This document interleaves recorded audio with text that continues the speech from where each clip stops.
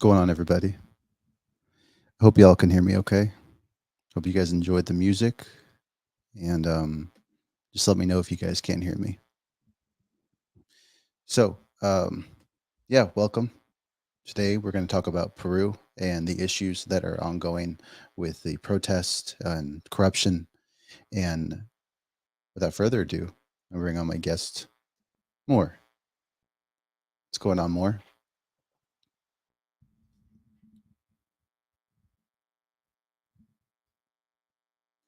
Oh, More.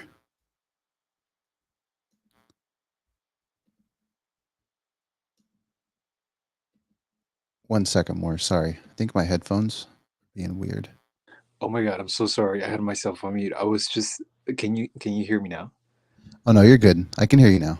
Can you Okay, hear me? cool. I was just telling everyone that I'm so thankful to be here and so thankful that your channel exists for other people to be informed about just brown lives, natives, indigenous, whatever you want to call Hey, man. The more the merrier, right? I'm always happy to have a guest. I'm glad that you're able to come.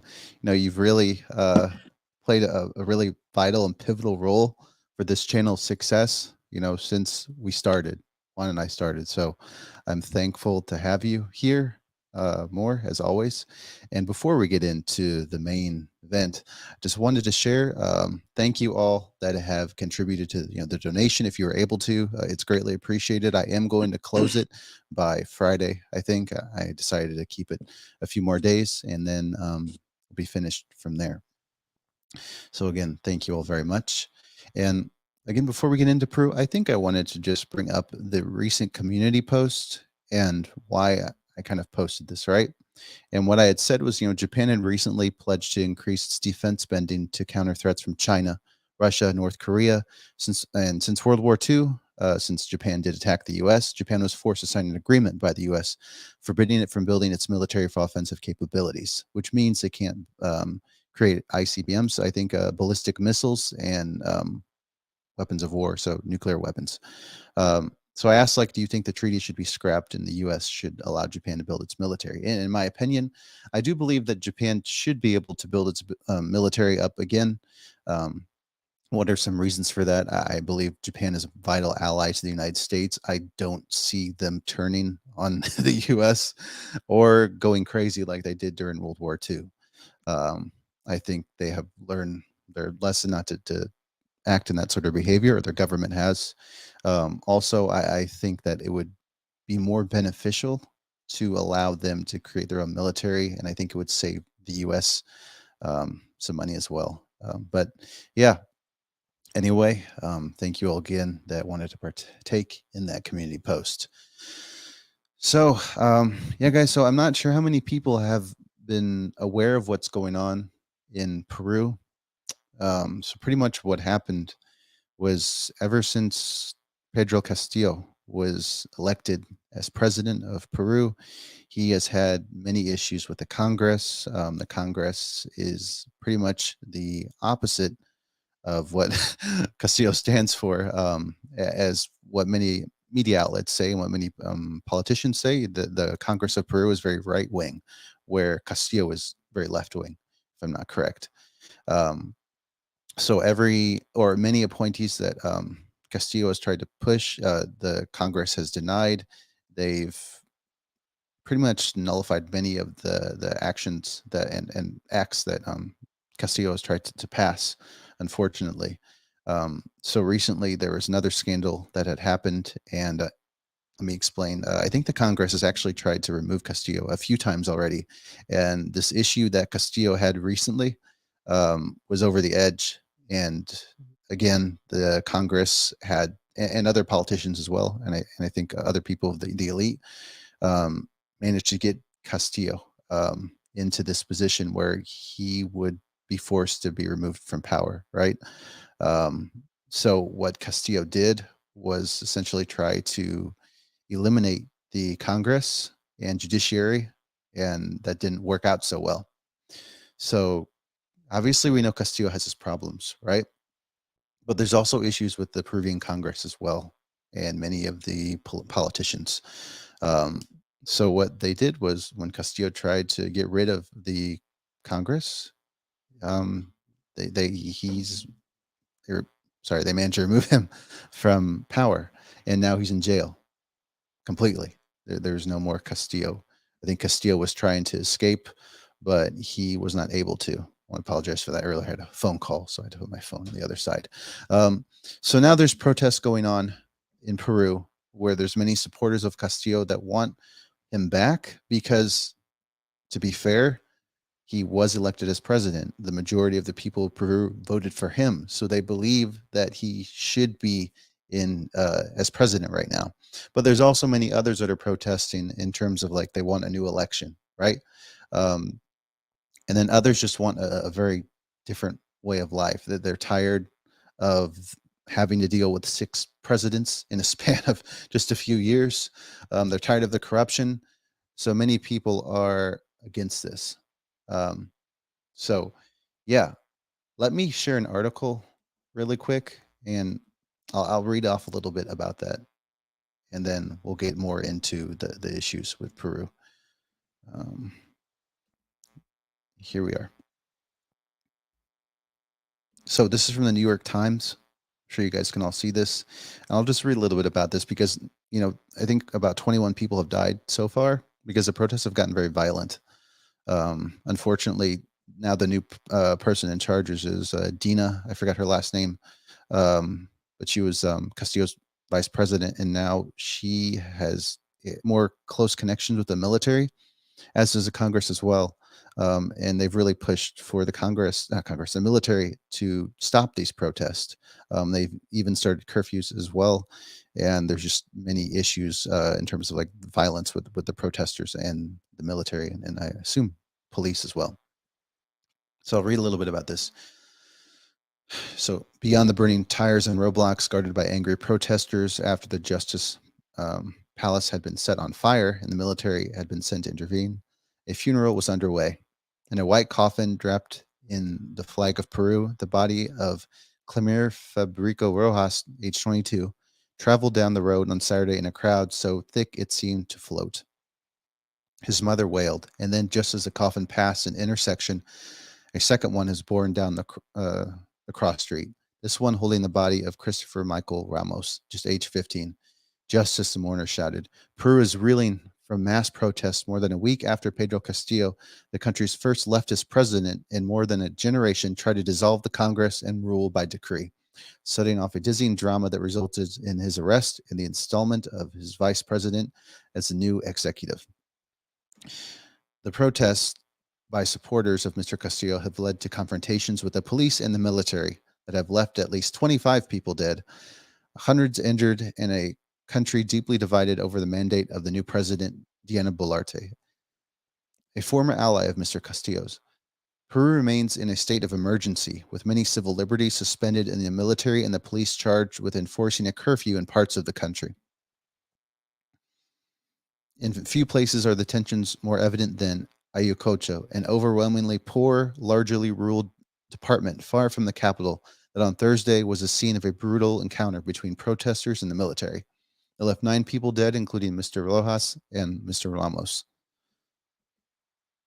In an interview, the local head of the ombudsman's office, David Pacheco Villar, said that after a group headed towards the airport, probably in an attempt to use it as a seat of protest, soldiers responded with disproportionate use of force, launching an hours-long siege on the airport and surrounding neighborhoods.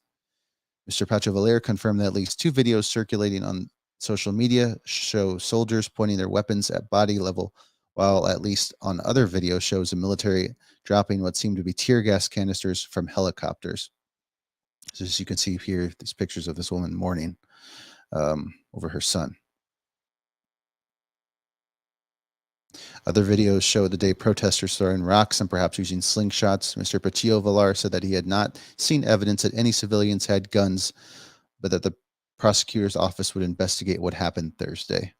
So it's a very, sorry, the Ministry of Defense said in a statement that its soldiers in Ayacucho had been responding to an attack by a mob armed with blunt objects, explosives, and handmade firearms. So going back, as we can see, the issues are ongoing. It's very unfortunate what's happening. We want to see change more, and audience, but we have to wonder like where did things go wrong, right? And I think like me being born in Peru, it really resonates with me of the issues that still happen, especially those from the poor rural areas of Peru who really had thought that there would be a chance for change.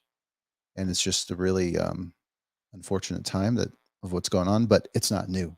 Sadly, these protests and these issues have gone on before. Um, I'm going to check the comments real quick if anyone had anything.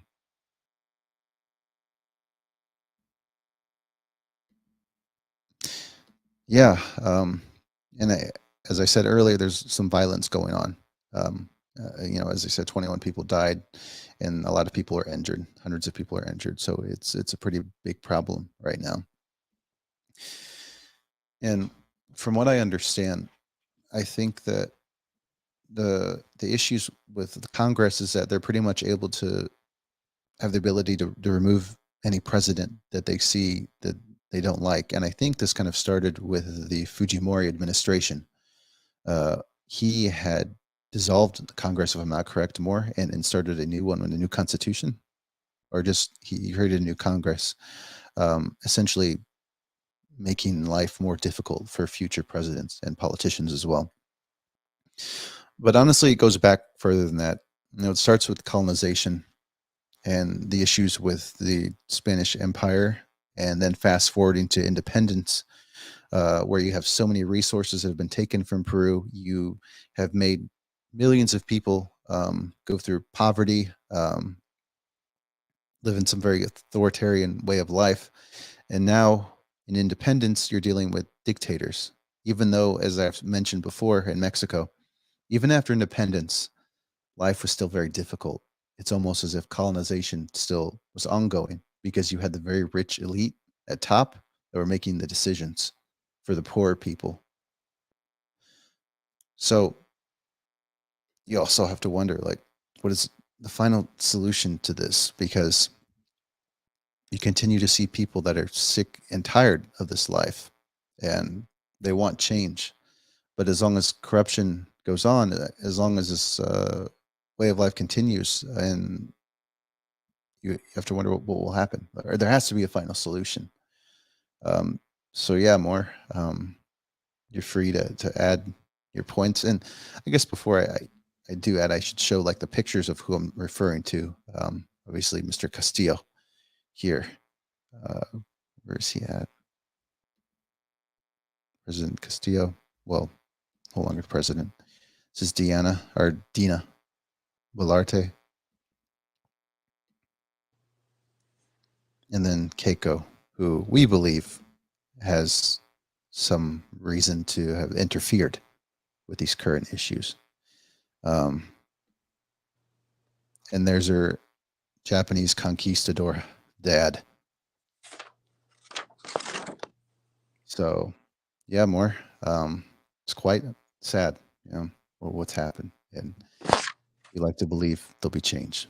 But I I agree with you completely, and I think that what you asked, I think you said like, where does it all begin? Was that one of your questions? yeah, yeah, like where did it all like start? Like, Well, I think that's like like that would take a very long time to explain, right? But sure, sure, yeah, um, arguably, I think that we don't necessarily need to start with colonization. We can start like, like before that and do a little bit of speculation how the Inca Empire may have constructed their society. I think that just by deduction alone, like we don't need to read books and tomes of archaeological findings. Like there's some things that we can just say through empirical evidence, right? Like by the way that things appear to us. And I think some of that is like, I think that the Inca Empire must have had social spheres, social classes, um, you know, because when you look at uh, archaeological sites that once were cities and things like that, I think that um, there was like maybe a class that knew that had knowledge of how to build things, mathematical knowledge, irrigation knowledge, agriculture knowledge, that they probably knew, and it was probably held, that type of knowledge was probably held within that caste, or that um, family, or maybe class of people. um, so in that sense, I think that we can begin with the Inca Empire, or even before that, because we don't really know what was before that, other than the Paracas, Saipan, and all these other smaller civilizations that I think they were united in some way, but historians will tell you that they happen apart from each other with no communication. I don't necessarily think that's true. um, but but I think we can start there and sort of say, like, maybe the Inca Empire had some sort of like caste system, or some sort of class system where only like certain people knew certain things, like information how to like build those like monolithic monuments that we see in Cusco, or that we see in just everywhere in Peru. It's not just only Cusco, right? It's like the entire nation. You'll see like all these amazing monuments, including the ones in Lima, which is the coast, right? Um, so I think that that could be the beginning. And how did the Inca distribute that knowledge, and who got to know those things, and uh, how did they organize education, and who was able to be educated? Like, we don't know a lot about those sorts of things about the Inca. But because we know that there are still tribal people even before, do we know if that happened, if tribes started before or after the Inca? Because tribes are mostly located in the jungle, not in the Andes, nor in the coast, but in the jungle you have like a lot of tribes. Now I'm wondering, like, were they also existing before, like during the Inca Empire? And how much did the Inca do to sort of, when they came into contact with them, like, how do they educate them? And I think that because there might have been some exclusion of people who got to know certain things, and maybe that could be like the beginning. Then in the middle, and I don't mean to make it super long, but, and you can definitely cut me off and add whatever you want. I think in the middle we have like two two epochs of time, or two periods of time. I mean, like, when the Spanish came, they settled in Peru for about 280 something years. I think it might have been 289 or 290 years, which is not a short time. It's almost 300 years of having vice royalty. So I think vice royals were like some sort of like extension of the kings and queens of Spain, right? But they would like rule here. I think So so. in 280 years, 290 years, that was the vice royalty. Like, imagine how many things changed then. Like the the is making Quechua sound a little bit more Spanish friendly, um, changing, or uh, changing the social dynamics, um, also dealing with the stories and the fables and the myths that took place in Peru. Um, all of that within the 289 years that I personally don't know much about, but it is a fact that before we had democracy in Peru, there was almost 300 years worth of kings and queens in Peru. So democracy is not it's the narrative of democracy in Peru is not very similar to the one in the United States, because Peru, not even the Peruvians themselves, in fought for independence. It was the I believe it was the Argentine, right? The Argentine two Argentine men that went on a crusade around South America and started revolutions against the Spanish crown. That revolution was never in the was not like the Peruvians didn't, although there were many. points in history that they tried to create independence, it wasn't successful until those people helped make it happen. Um, so, uh, so I think that would be kind of like the middle.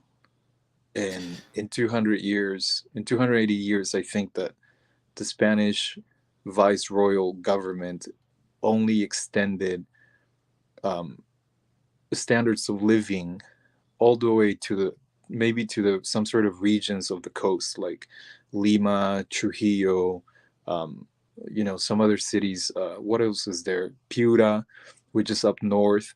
I think they only extended some sort of living conditions um, all the way to those cities, main coastal cities, and places like in the jungle, in the high Andes, and there were very. I think that uh, they were less acknowledged by the viceroyal government because once again they're native brown Peruvians that had been living there for a while, and I don't think they got the better end of a good education. And you have like uh, generations upon generations of people that are uh, not educated completely. Like they don't reach a certain level of education, and that's what you get today. A lot of Peruvians who are undereducated and their parents, and so it's really hard for them to have a critical view of what's happening. Like a lot of them have like a surface understanding of what's happening, Mm-hmm.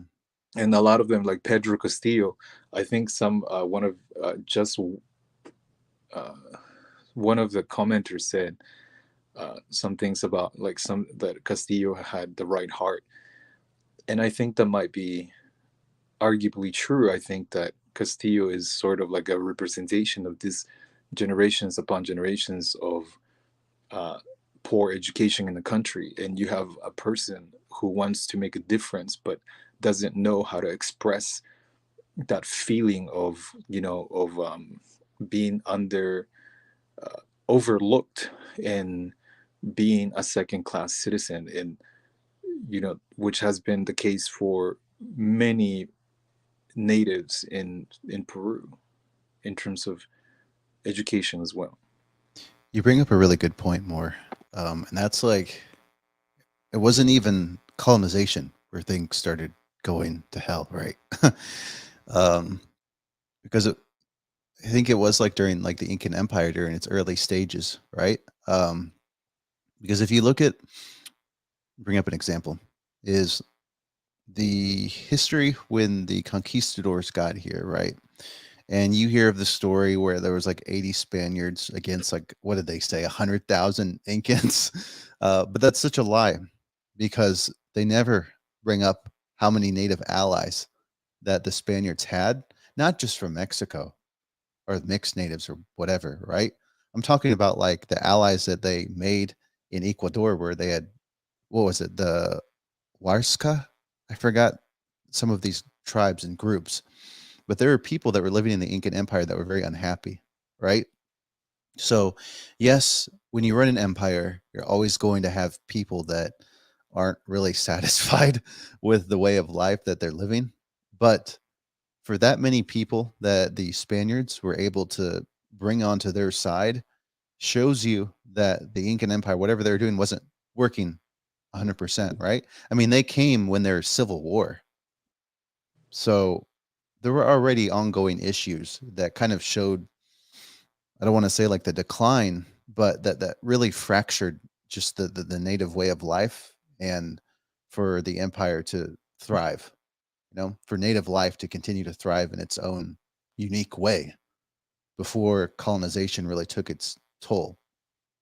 Another thing I want to add on to that is that like you bring up the I always pronounce it wrong, the um viceroy. There were like, I think the demographics of society back then during the colonial era was like, yes, there were a lot of Spaniards, but there honestly weren't that many. Like I wish I could find this article where there are a lot of natives, as in like Indian natives, that were working in these positions of colonial power, right? Like if you read the article where it was Tupac Amaru who had waged war against the Spanish Empire, he lost that war because there were so many natives on the side of the Spaniards, right? But they don't say that. So I think it's very telling that there were already ongoing problems and issues way before the Spanish got here. So that's why you kind of bring up a good point more. Um, so, and it even like maybe going further than that, like when you talked about tribes, right? Um, but yeah, I just think that it's just it's a solution that hasn't been like I don't know. There's no final solution. There's nothing been fixed yet. I think you are so amazing in pointing, like wanting to sort of um, trace and go back and find that sort of the source of the problem. Yeah, And it's harder for us because there's a huge amount of time and history that we don't know, which is mostly the Inca Empire. And previous to the Inca Empire, there it's really hard to interpret them because um, what we see, what we have left from them, I think their whole reality was a little bit different. It rotated around religion, um, and maybe even, classes of people or even castes of people that their society rotated around, or the way that it functioned there, um, and who was who in that society. I think that we can sort of speculate all day, but we can make like safe speculations about like their society. And I think a safe speculation could be that I think that either one, I think that there were castes of people that knew the necessary that information and had the necessary knowledge to build cities, planning, urbanization. Like when you look at like a lot of the remnants of these buildings, they're well structured, in terms of paved, not paved, but like uh, roads and connectivity around this small town that they built. So I think urbanization was key. So somebody had to be in charge of that, bringing water from the high Andes to irrigate land parts of these lands that they lived on. Also, is needs knowledge. Creating the buildings themselves needed some sort of information. So you don't just do that. You don't just wake up and know how to do that. Like a group of people had to know that, and who else, how did they pass down that knowledge to other people? It still needs to be determined, I think, unless I need to do more research or something. But um, so maybe I think that they sort of like encapsulated who would know certain things. And when the time of the Spanish or something, when they came, if you have like a group of people that know all this information and you just cut them off, you have this, what you have left over is like this huge population that doesn't know things.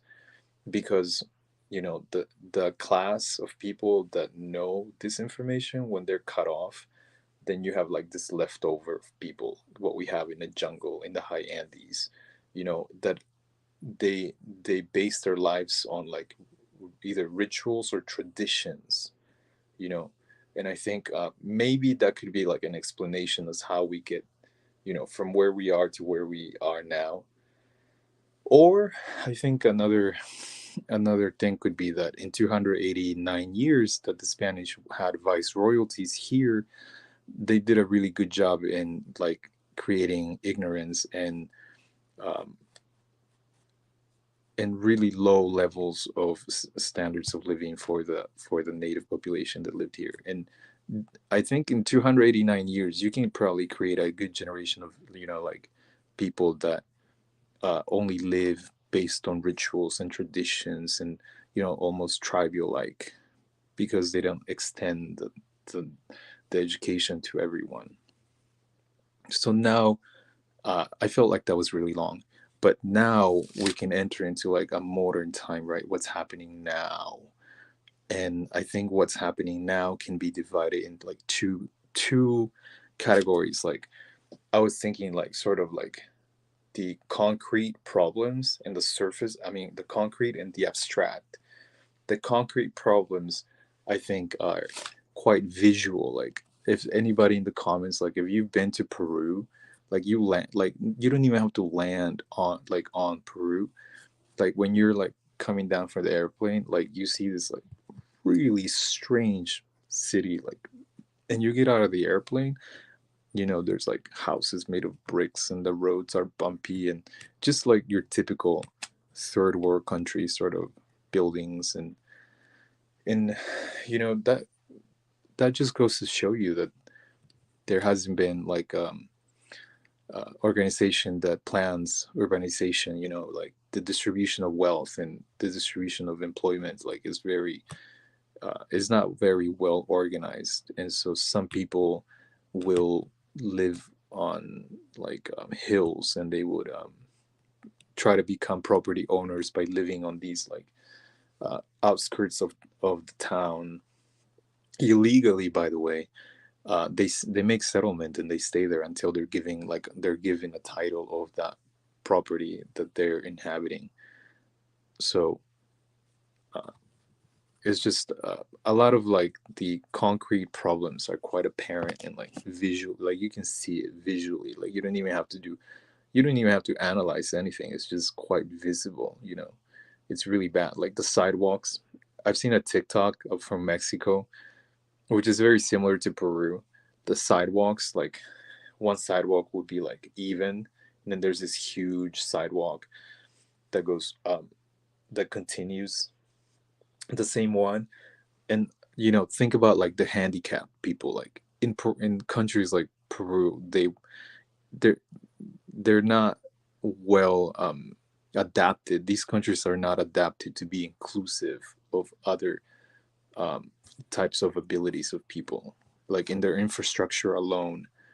And I think like if there's something that connects the right wing Peruvian to the left wing Peruvian, from the Spanish descendant Peruvian to the brown Inca descendant Peruvian, if there's anything that can unite all of them in one single idea, would be that infrastructure in Peru sucks and nobody has done anything to about it. Like that could be like if there was a politician that wanted to unite the country under a single idea, because that's what it takes to like win an election, not to be divisive but to be inclusive, would be infrastructure. Like you need to have, whoa, where Marcus go? Oh, am I here by myself? Hey, Oh, here. sorry Hey, about that. Marcus. Hey, I I apologize, think that guys. My internet is acting kind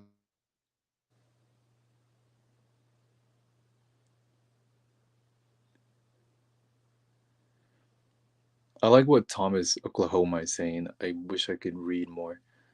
But Marcus, are you there? Are you frozen? Oh, I think Marcus is frozen. You know what? I'm just gonna keep going. Okay. So I think that I think that if a politician was to be wanting to unite the people as a whole under a single idea that can get them to vote for that person, for that president that's going to make change, it's probably going to be infrastructure. Because from the deepest corner of Peru to Lima itself, the infrastructure it blows, it sucks, it completely sucks everywhere. So everybody gets to experience the same terribleness of structure that Peru has. So I think that could be like a really good uniting uh, topic for the Peruvians. I think that there are abstract problems too, like social problems that still exist in Peru, like especially the one of identity, which is basically what's happening. Um, I think that the problem of identity is huge in Peru. Like this whole like pre Spanish, after Spanish has caused such a change in consciousness and how people view themselves and what they title themselves. And I think that because if we can get very abstract, because the consciousness of the government, I don't think the consciousness of the government is identical to the consciousness of the people who live in that territory, who live in Peru. I think the consciousness of the government doesn't see themselves as a brown Peruvian, but rather as something else.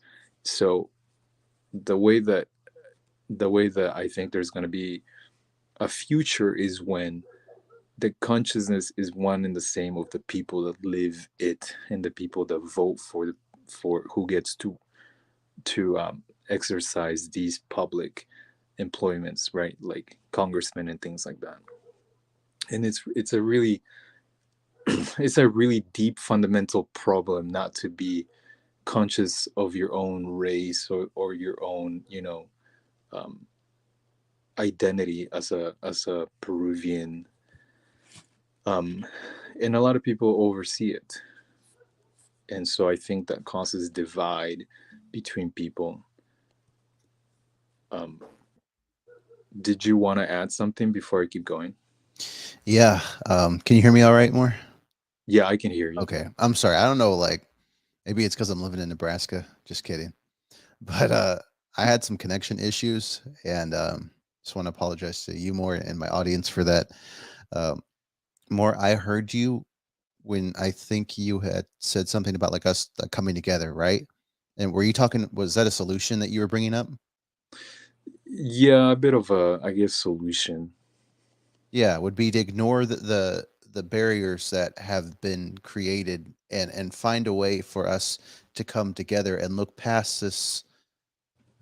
How would I say, this colonial kind of like cast wall where we really I don't know, divide ourselves amongst class, amongst race, and just try to put that aside in some way. And it's hard because, in Peru and even in the US, when we talk about this, we talk about race, it tends to be a sensitive subject for some people, but we're trying to come with our best intentions, right? And hoping that people will understand where we're like coming from. And that like if I'm an alien and I'm coming from Peru to Peru and I see a mestizo and I see someone that's indigenous from a community, I'm going to look at them both as pretty much the same. So, what I'm trying to add here is that, like, yes, like, we do live like people from the city of Lima, right? And those from the community out in the from communities out in the jungle or in the high in the Andes hills. Yes, we practice something quite different in some ways. But regardless of if what like I'm 60% or like regardless of blood quantum in most cases, we're still very much we're similar. So we should put these differences aside where we have some animosity towards each other and learn to say goodbye to colonial thought and just merge, not merge, but yeah, somewhat merge, but just create a new power that we can all live from and benefit from. And we don't have to have such division anymore. Sure, it's very easy to say that in words, right? Like things would take time. But I'm really trying to look in the best interest for the people of Peru because whatever's been going on isn't working. And as I brought up to you earlier, more like it's very sad, but like embarrassing to see this now. Like it's 2022, we're going into 2023, and there's still major problems. And yeah, you can blame like corruption, right? And you can blame colonialism, but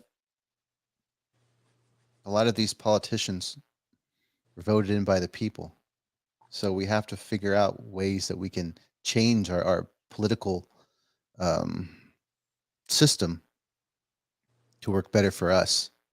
And if that means like coming together in ways that you and I both believe, then I feel that that seems like that would be a good solution. I hope that makes sense. And I agree with what you say more. I want to add, I think it's very important to sort of point out the problem, but also point out the possible solutions. And I think this would be a good time to go into some of the stuff that I was telling you about. I wanted to say that I don't think that there's necessarily democracy in Peru.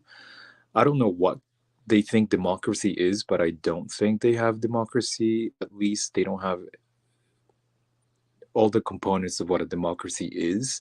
And I'll tell you why. I'm not just saying that. I think that democracy at the bare level, at the bare minimum, is some sort of like balance, right? Balance of governmental branches like the executive, legislative, and the judicial, right? In Peru, got really messed up when Fujimori installed its own government, right? What he ended up doing was that Congress used to be kind of like in the United States, where you have like the House of Representatives and the senators, right? But what Fujimori ended up doing, he canceled the House of Senators and um, he created, oh, I think Marcus is gone again, but he created this type of government where we have like a quasi pseudo Senate called the Constitutional Tribune. Now, I read the articles of the Constitution, and the Constitutional Tribune is a branch of the government that it's sort of weird because now you have four types of branches. You have Congress, the judicial, the executive, and the Constitutional Tribune. And the Constitutional Tribune is supposed, a lot of its functions is very similar to what the Senate is supposed to be doing, which is, you know, representing people and having the interest of the people, and question the government itself, question Congress, question every branch of the of the government. But the Constitutional Tribune, which is an organization made out of maybe seven, eight members, they don't do that. Why? Because Congress, when Fujimori built his own government, which is up and running now, they made Congress have the ability to vote the members of the Constitutional Tribune. So what ends up happening is like the members of the Constitutional Tribune, they have it's more of a favor that the congressman will vote them into that position. So it's sort of like a favor for a favor, and it's a doorway for corruption, because I do you the favor of voting with my um sorry You're good. with my what do you call that, political party, right? I do you the favor of voting you into that position.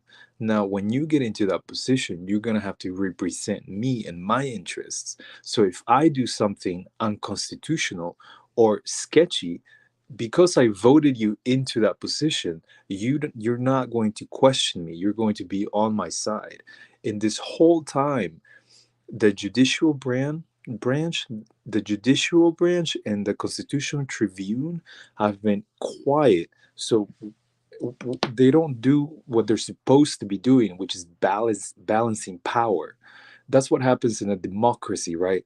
When we saw here, I believe we saw the like the judicial judges, like some judges that shut down some of the stuff. For example, when President Trump wanted to install like a Muslim ban, I think it was the judicial branch, the judges who denied him, right? So in that sense, you didn't need Congress to come here and say, "Hey, Trump, you're not doing this right. The judicial branch took care of it because they also have a weight in the government. But in Peru, you don't have that. You have a judicial branch that is most likely, I'm not saying it is, but it's most likely bought by uh, by bribes and corruption, and they only represent themselves, and they only represent whoever is going to uh, give them the most benefits for whatever it is that they do. Um, so the judicial branch has not come in at any point to balance this sort of contention between Congress and between the legislative and the executive branch. It's just more of a duality. That's what they have. Peru has like a dual government. They don't have I don't think they have a democracy. They just have two powers that clash with each other.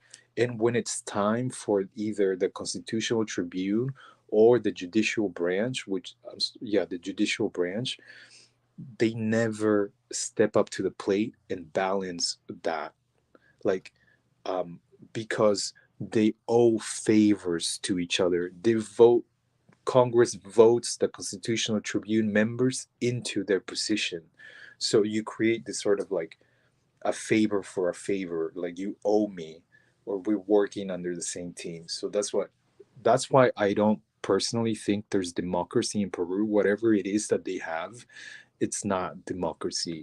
At the very least, democracy is a feeling. No, I mean it's a structure of balancing power, which doesn't occur in Peru. And I'll give you another one for all those who are watching, right? um, I'll tell you another evidence why I don't think that there is democracy in Peru, and whatever the hell this is there is a hierarchy, and I think Congress has more power.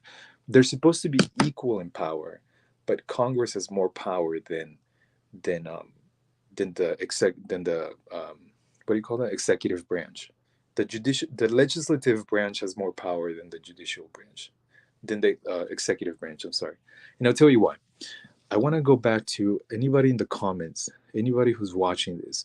Do you guys remember what happened in September 30th, 2019, in terms of government, a branch of the government being shut down? Do you guys remember what happened that day? Which is incredible to me to think about. And this is what got me into like starting my own channel. I honestly thought that this whole problems and this crisis thing, it was like recent, right? I thought it was like there's no way Peru has been like this for 200 years of democracy. Absolutely no fucking way. But no, like go back in history, Peru has never had more than three consecutive presidents who have begun and ended their term. Every time you get to the fourth president, some sort of crisis ends up happening. Go back to 1820 when independence was declared and democracy was supposed to have been put in place. Since 1820, there has not been a single uh, party that has led, nor has there been consecutive presidents and beginning and ending their presidential career. At the most, you've had like three consecutive presidents that begin and end their career. But by the fourth president, either one, the the military wants power, two, the government, I mean the Congress wants more power, three, um, or the president wants more power. Like there's just so much fucking chaos all the time, all the fucking time. And we had like transitional presidents that take over for a little bit because like things are not stable. Like I don't think people know what democracy is. I don't think people know how what it entails to have like a system of government that is supposed to represent the interest and create standards of living. They don't. I don't want to say they don't know because then I will seem like I know it all, but it just doesn't seem to be happening in Peru. Um, so I sorry, I kind of went on a tangent. Let me finish that. On Did anybody answer what happened? Which I'm going to go into. What happened September 30th, 2019? what's going on in Peru just entered. Did anybody answer that? A majority European doesn't make him a simp. I Hey, don't think nobody answered that. Okay, I I'll don't think tell you guys. anybody answered. And this is what I'm going to go into when I make my own videos.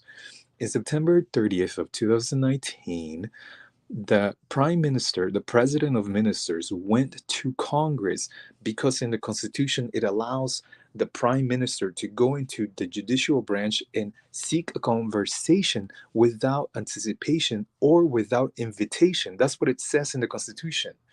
So he went to Congress, and you know what Congress did? It's so cliche. No, not cliche. It's so freaking corny.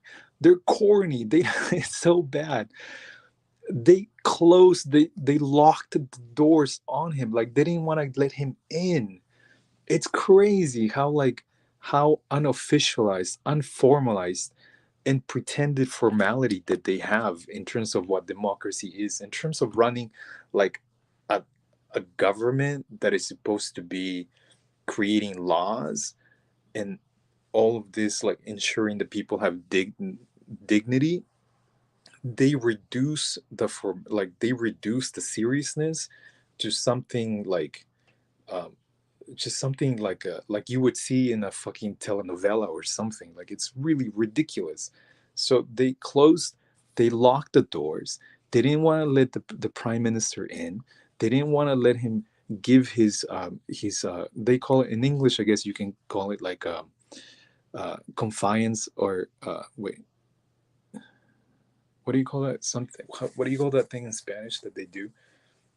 Something of agreement. They have to like agree on something. Um, damn it. It fled my mind. I'm sorry. I'm trying to think It's of okay. like I'm trying to translate it in Spanish. But it's some sort of like agreement that the prime minister has to go into Congress to ask the Congress people to give him the agreement of the law that they're trying to pass. When they don't agree, you get two strikes, and after two times of disagreeing with the prime minister, the president has the ability to shut down Congress. And that's what happened in 2019. They didn't want to give him they didn't want to give the Congress didn't want to give the prime minister the agreement of the law that he's trying to pass. Because of that, um, it gave the president the ability to shut down Congress, which he did. He shut down Congress, and you know what happened right afterwards? Congress, after being completely shut down, right? They're shut down. They summoned the members, all the congressmen, and they tried to vacate Vizcarra. They vacated him after having been shut down, legally, constitutionally being having been shut down. After they try to vacate him, not only did they try, but they pretended like they did. They vacated him, and then they did the whole ceremony to put a lady, which was the second runner up, into power. Now I don't know if the listeners know who Arauz, the lady, the vice president. I think it was the vice president. Arauz, she took over for half a day. It started like around 6 p.m. and she was the pseudo president until like 12 in the morning when she sent out a tweet. She sent out a tweet resigning to the presidency of Peru. Can you believe how corny this is? How like it's incredible how like like just so ridiculous. Like there's no like sense of like importance of what a government is supposed to stand and the image that they're supposed to portray. She literally quit through a tweet on on fucking Twitter. um and the people that were the president of Congress who made this whole ceremony happen, his name is Ochalea, who was a member of Keiko Fujimori's, I think it was hers, or maybe not. I'm don't quote me on that. But he made the whole thing happen. Did did Congress investigate what took place and the usurpation the usurpation of power of Ochalea and Arauz? No, they haven't. They have just pretended like it never happened. 2020, 2022, we're entering 2023. Nobody in Congress has said we need to investigate what the hell happened that day. Why did the prime minister get locked out? And why did they try to nominate, why did they try to do a ceremony, which they did? They try to make her they announced her as the president for about 6 hours. She was the supposedly the president for 6 hours, and there was a confusion in the people. Nobody knew who was the president. Was it Vizcarra? Was it Arauz?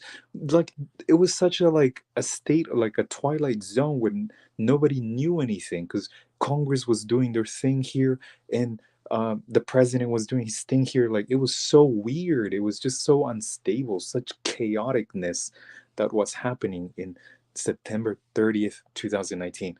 But there is footage, actually. There is footage of what happened. So if they really wanted to, all of them could be investigated.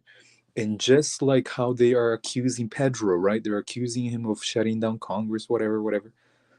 How come they don't do that for Arauz and for Ochalea? Is it because they are more European looking? Is it because they have animosity toward Pedro, because Pedro to them symbolizes the nativeness of Peru, while Arauz and Ochalea symbolize what they think they are, which they're not? Because if you look at Ochalea and Arauz, they're more Spanish like than natives. If you look at Pedro Vizcarra, and what's his Toledo and those other ones, they're native.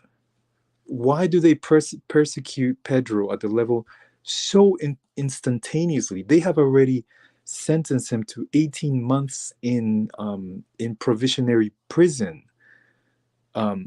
just like a week ago. Like, they have never moved so fast to accomplish something so quickly as they have done with this persecution of Pedro, because Pedro stands for that feeling, for the sentiment, even though he himself may not be able to articulate it. He stands for that. He stands for this generations of people being overlooked, undereducated, and just overlooked by the government that doesn't identify themselves with the people that live there. So it's really, really bad. I think what's sorry. No, you say something, because I want to read the comments. Sure. I think people are kind of arguing about some things. I'm not sure. But what I watched, I think it was a video from Al Jazeera, and they had talked about how well, they're having a little bit of a panel uh, between the issues going on in Peru with the protests, and I think it was a professor or some woman, I forgot her name, but they were saying how the Congress was actually being racist towards Castillo, um, and like insulting him based off of like where he's from, like his background.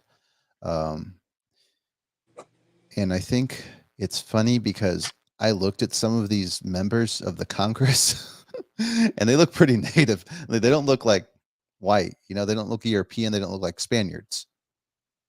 They look pretty dark. So it's really that really shows you like the type of what's the word I was going to say?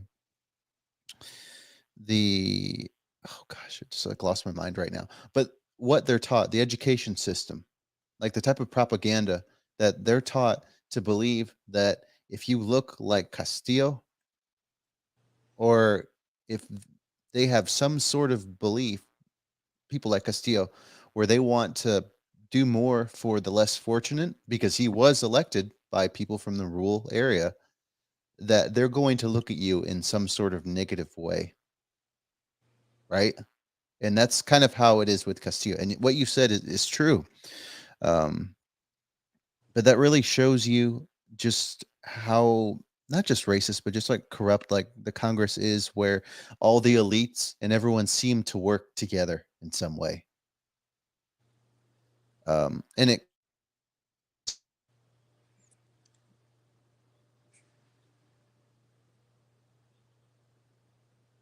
I think I think Marcus froze there. I'm gonna keep going while Marcus is frozen and tries to unfreeze himself. Um, yeah, like I said, guys, I don't think that, arguably speaking, there is whatever, I don't know what the hell this is, but this is not democracy. Democracy is supposed to be a balance of power, and nobody's balancing this contention between legislative and executive branches, and the fact that they've created a pseudo senate called called the Constitutional Tribune, that all its members are appointed to by by congressmen. The people don't appoint him. The people don't vote for these Constitutional Tribune members, and these Constitutional Tribune members are supposed to have the are supposed to be looking out for the quality of life, for the dignity of people's lives, for their concerns. They're supposed to be representatives of that. They're supposed to hold other branches into account of what they're for what they're doing. But when the time comes, it never happens because there is favoritism. There is there's a quit for, what do you call that? Like, when you do something, I'll do this and you do this for me. So there's a lot of that happening in that space. Um, something, Marcus, are you back? I am here and Sorry, alive. I don't know if you noticed, but you froze a little bit. I noticed I was yelling and saying some expletives as I froze. I'm glad no one could see that. No, I'm kidding. Um, but yeah, I appreciate you more for taking over when my internet decides to get weird. So thanks for that. Um, I wanna talk about something else. sure, please. I have my checklist, right? I started with where to begin. We talked about sort of like maybe when we look at the Inca Empire, then how democracy started here, how democracy is playing out, the inconsistency of consecutive presidents beginning and finishing their terms. It hasn't happened more than three times. And finally, well, not finally, but and additionally, I want to add, when I don't watch the videos, right? Sometimes I do, and I don't watch them a lot. I'm subscribed to a lot of like Peruvian news channels in my in my in my YouTube account. And when I scroll through that and I read the titles, the text, um, I think it's quite apparent. And I think you would be, I'm sorry to say this, but I think you would be dumb not to notice that the media is playing such a huge role in trying to manipulate how Pedro is perceived within the country, how they want Pedro to be perceived internationally too. And I think that's done by, for example, um, he was sentenced 18 months to prison, right? Provisionary prison, they call it. A provisionary prison. In the title of a video, they don't say like former president Pedro Castillo. They say convict Pedro Castillo. Like, using this vocabulary, this diction purposefully to to show him in a negative light. Like, what business do you have calling him this convict Pedro Castillo? Like, why is that necessary? Are you trying to get clicks in your video, or are you purposely trying to use vocabulary that is going to paint him in a negative light, associating him with friends of a friend of a friend? And like, there's, for example, there's a case of a friend's friend that's implicated in some sort of like sketchy behavior, right? They'll place their picture next to Pedro's picture and do a title at the bottom, creating this association between Pedro and these negative, you know, illegal sort of activity that's happening. And they do it purposefully. They do it in your face.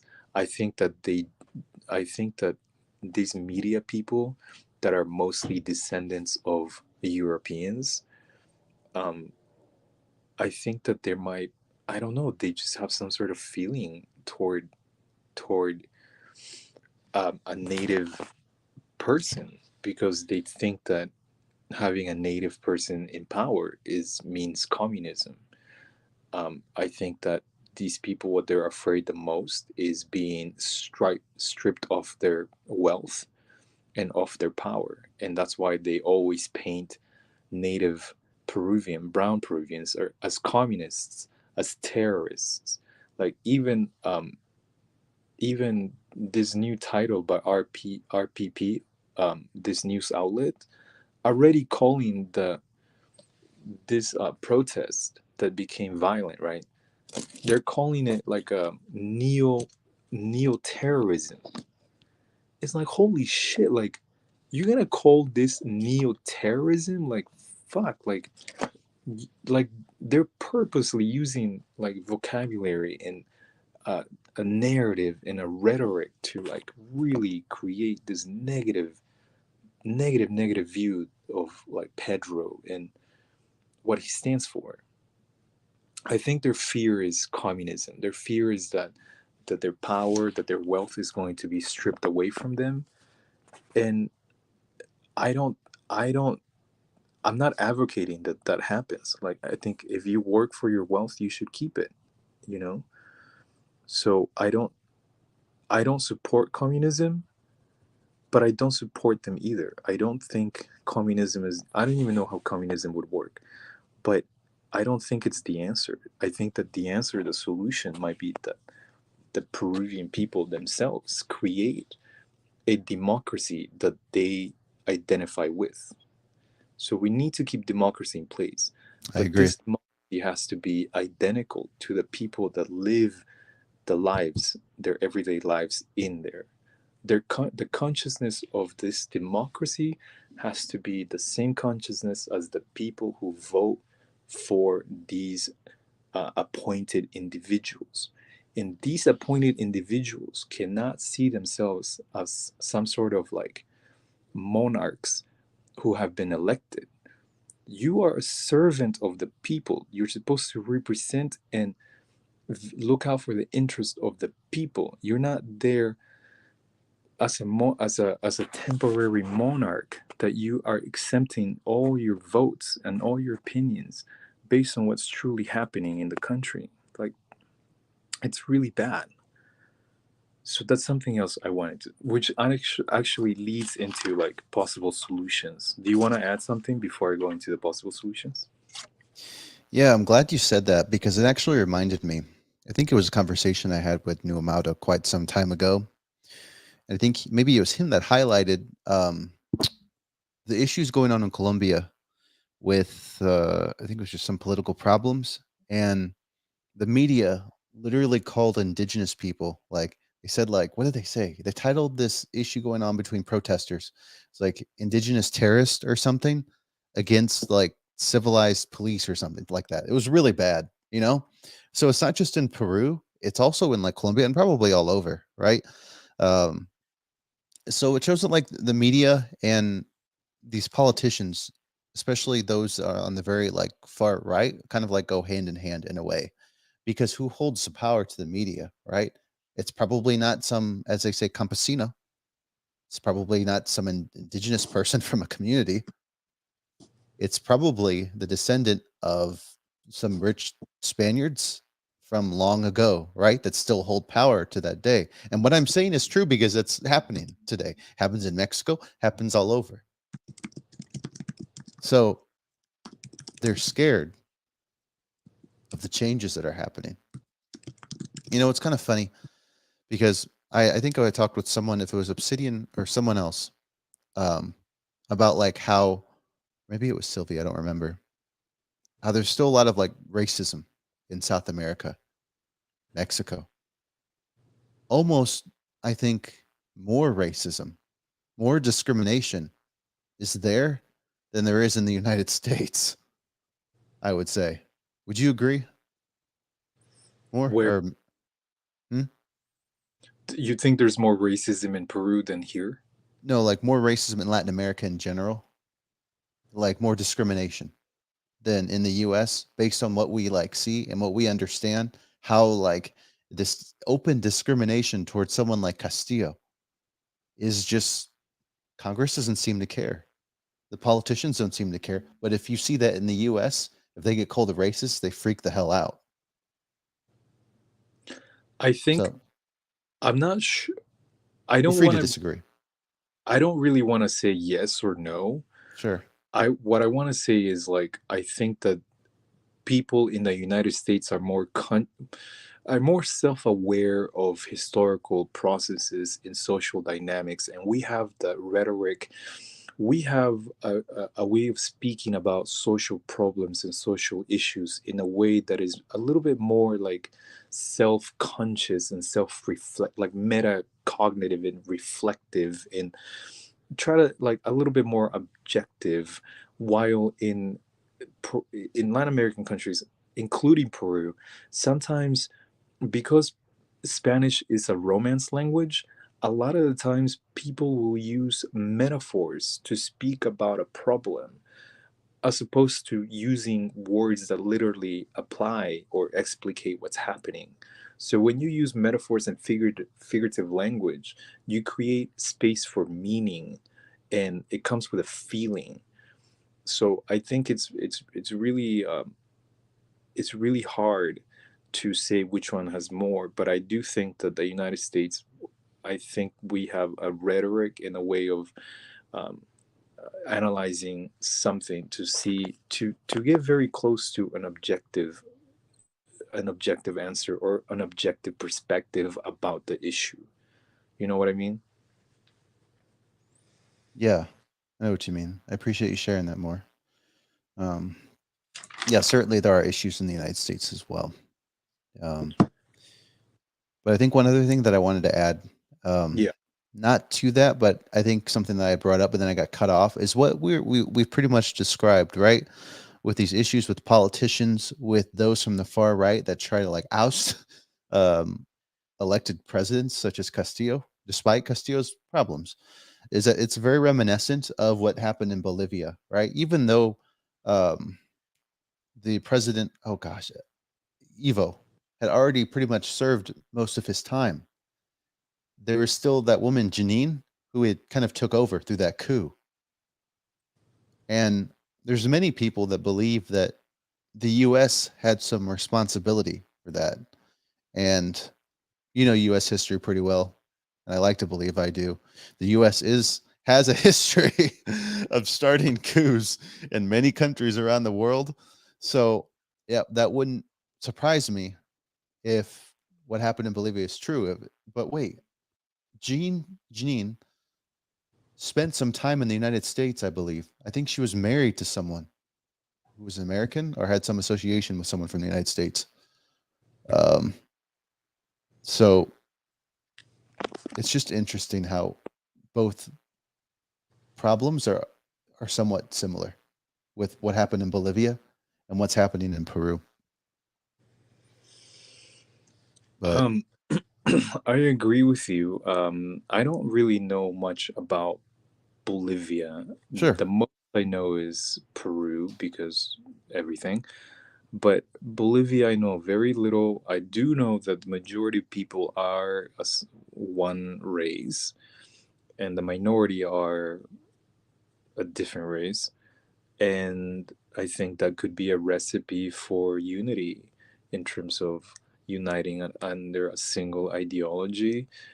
Now, that could be dangerous too, right? You got to be careful what kind of ideology you have. But sure, in terms of creating infrastructure, in terms of creating dignity of life and equality and equal opportunity to education and wages, equal education, equal opportunities for jobs and dignified jobs and dignified ways of living, and really creating like education to the level where we need to be able to be um, self-critical of the things we do, especially the government, in terms of analyzing what is culture and what is objectively necessary, because I think that in countries like in Peru, we confuse circumstantial events for identity when they're rather cultural um, habits and practices that can change over time. And it's really hard to distinguish both because culture is your identity, but how much of your identity is non-changing and how much of your identity is changing with time and space. I think we need to be careful with that. I think we need to draw really clear distinctions between what is your identity almost necessarily or non-changing, and what is your identity that changes according to your circumstance. And I think that behaviors and traditions that have to do with rituals, that have to do with mostly with rituals and other practices, have to do with circumstantial identity. That it's the type of identity that, yes, it's you, but it's not like a permanent non-changing. And I think that's where the government is sometimes confuses themselves, where they think that because you are in a tribe, that's your identity, and that's where the thing is not going to change. I think that regardless of whether whatever you practice, whatever deity you may believe in, I think that the government has a duty to extend education and living standards and living wages from the jungle all the way to the Andes and the coast. People in the jungle need to be educated, they need to go to school, um, and tribes need to be um, kept healthy, have some sort of access to medical care. What do you think happens when a tribal person loses a tooth or has some sort of illness? They try to remedy, they try to solve it through some sort of, you know um, remedies that may or may not work.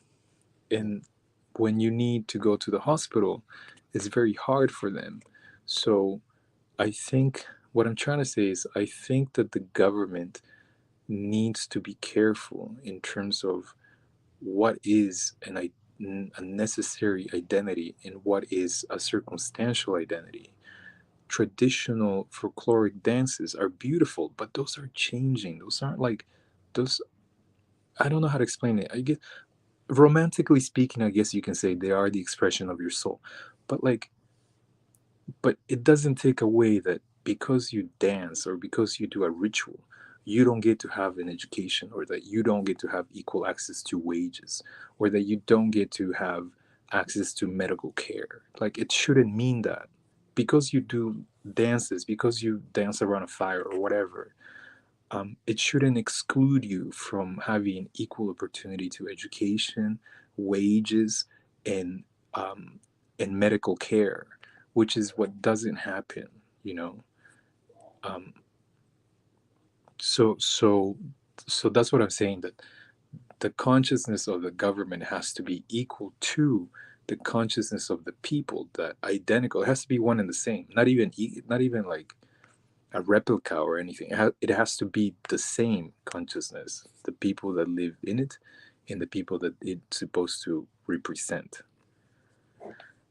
So that's one problem that needs to be addressed, I think. Um, do you want to add something before I get into my solutions? Yeah, I think you're right about what you said about like how those from like tribes and communities um, that do try to practice this historical, like let's say, like you said, someone loses a tooth or has some serious like injury, and they try to remedy the situation with some traditional indigenous sort of how should I say, just some tradition that they've used, right? And it's not, let's like you said, it may or may not work. And let's say it doesn't work, right? But you also have like the hospital. or like a doctor from the city that they're able to come and see you and help you. So I agree with what you said is just like having some sort of like share some sort of affinity with each other and not just looking at it from like, oh, we're both from Peru, right? But something much more closer, like you had said, having some similar ideology that brings us close. Because right now, like it's like we're here, we're more separated.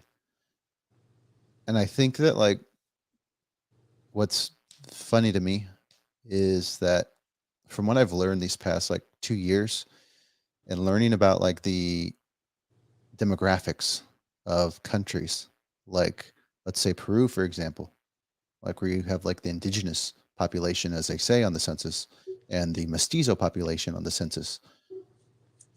There's like native people that can easily assimilate to mestizo and aren't really the definition, the colonial textbook definition of what mestizo is.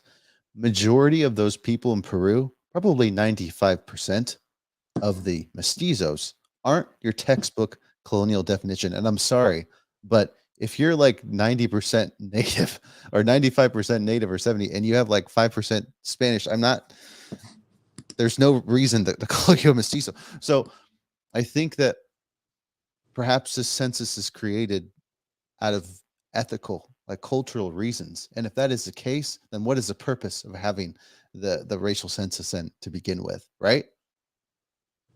Um, so that's why I agree with just like again, like taking down these walls, putting our differences aside, or maybe what do I mean by that? Not like abandoning indigenous culture. That's not what I mean at all. People should be able to practice what they want. Uh, but just coming closer together to form an ideology that best works for the country, for the people. Because right now, as I've mentioned before, Peru's been around for over 100 years, almost 200 years. Peru? Peru, Peru's like 5,000 200. years. No, no, no, no, no. I'm talking about since the independence. Oh, 200 years. Yeah, yeah, E- 200 years, correct? 1820 was Independence Day. Yeah, yeah, yeah. So almost, yeah, 200, yeah, 200 years now. That's what I meant. Sorry. And no, you're good. You're good. We've tried so many ways to figure out the problem. It's a solution for a better life for all of us. Sure, Dude, sure. We scary. live in a. Sorry, No, I was just going to say it's scary, to say the least. it is scary. Like, sure, we have the industrial revolution that's increased the lifespan. You know, created better education system. Yes, we live in better times. But if you compare us, or if you compare Peru and the rest of those countries to the United States, their way of living in the US obviously is much better, right? Like everything almost. And of course, like colonization affected Peru differently and Latin America differently. Yes, that's true. And many other problems, you know, are quite different from one another. Again, the point that I'm trying to say is that like something needs to be fixed. Or what's going to happen? Is there going to be a bigger like revolution? More deaths? I don't want to see more people die, right? No one wants to. But it's going to get to a point where more people are going to become tired of this and there's going to be more civil uproar. It's just going to be more problems. Kind of like what we're seeing now. I mean, the videos that I watched, yeah, there are people that are mad, the protesters, the violence that's happening. A lot of those protesters are mad that Castillo is not there and they believe that they want him back. But a lot of them that are protesting are just tired of how things are going. Again, like six presidents in a span of a few years is insane. Sorry, Moore, you're going So, to say something else? yeah, I sorry. Hold on.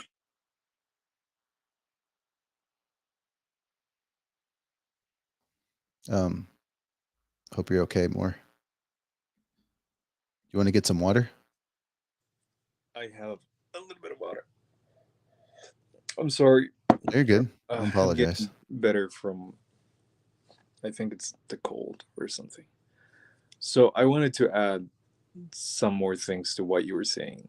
I think it's really interesting, the things that you're pointing out in terms of where is this heading?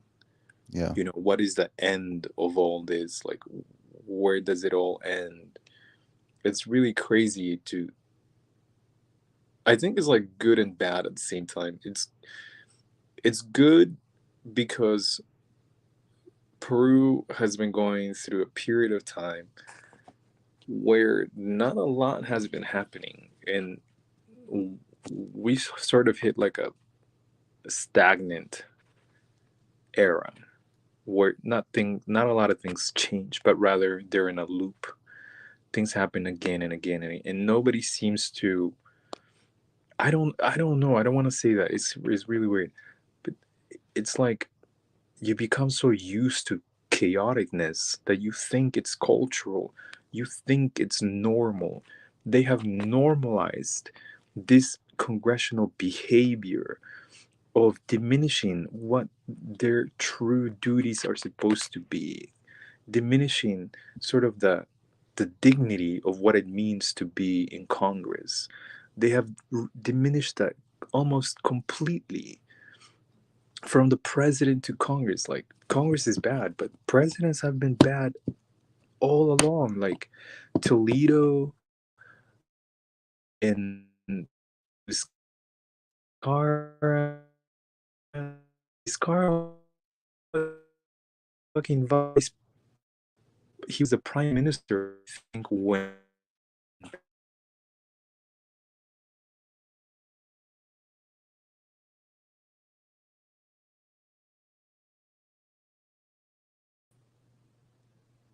Am I back? Yeah, I can see you and hear you. Okay.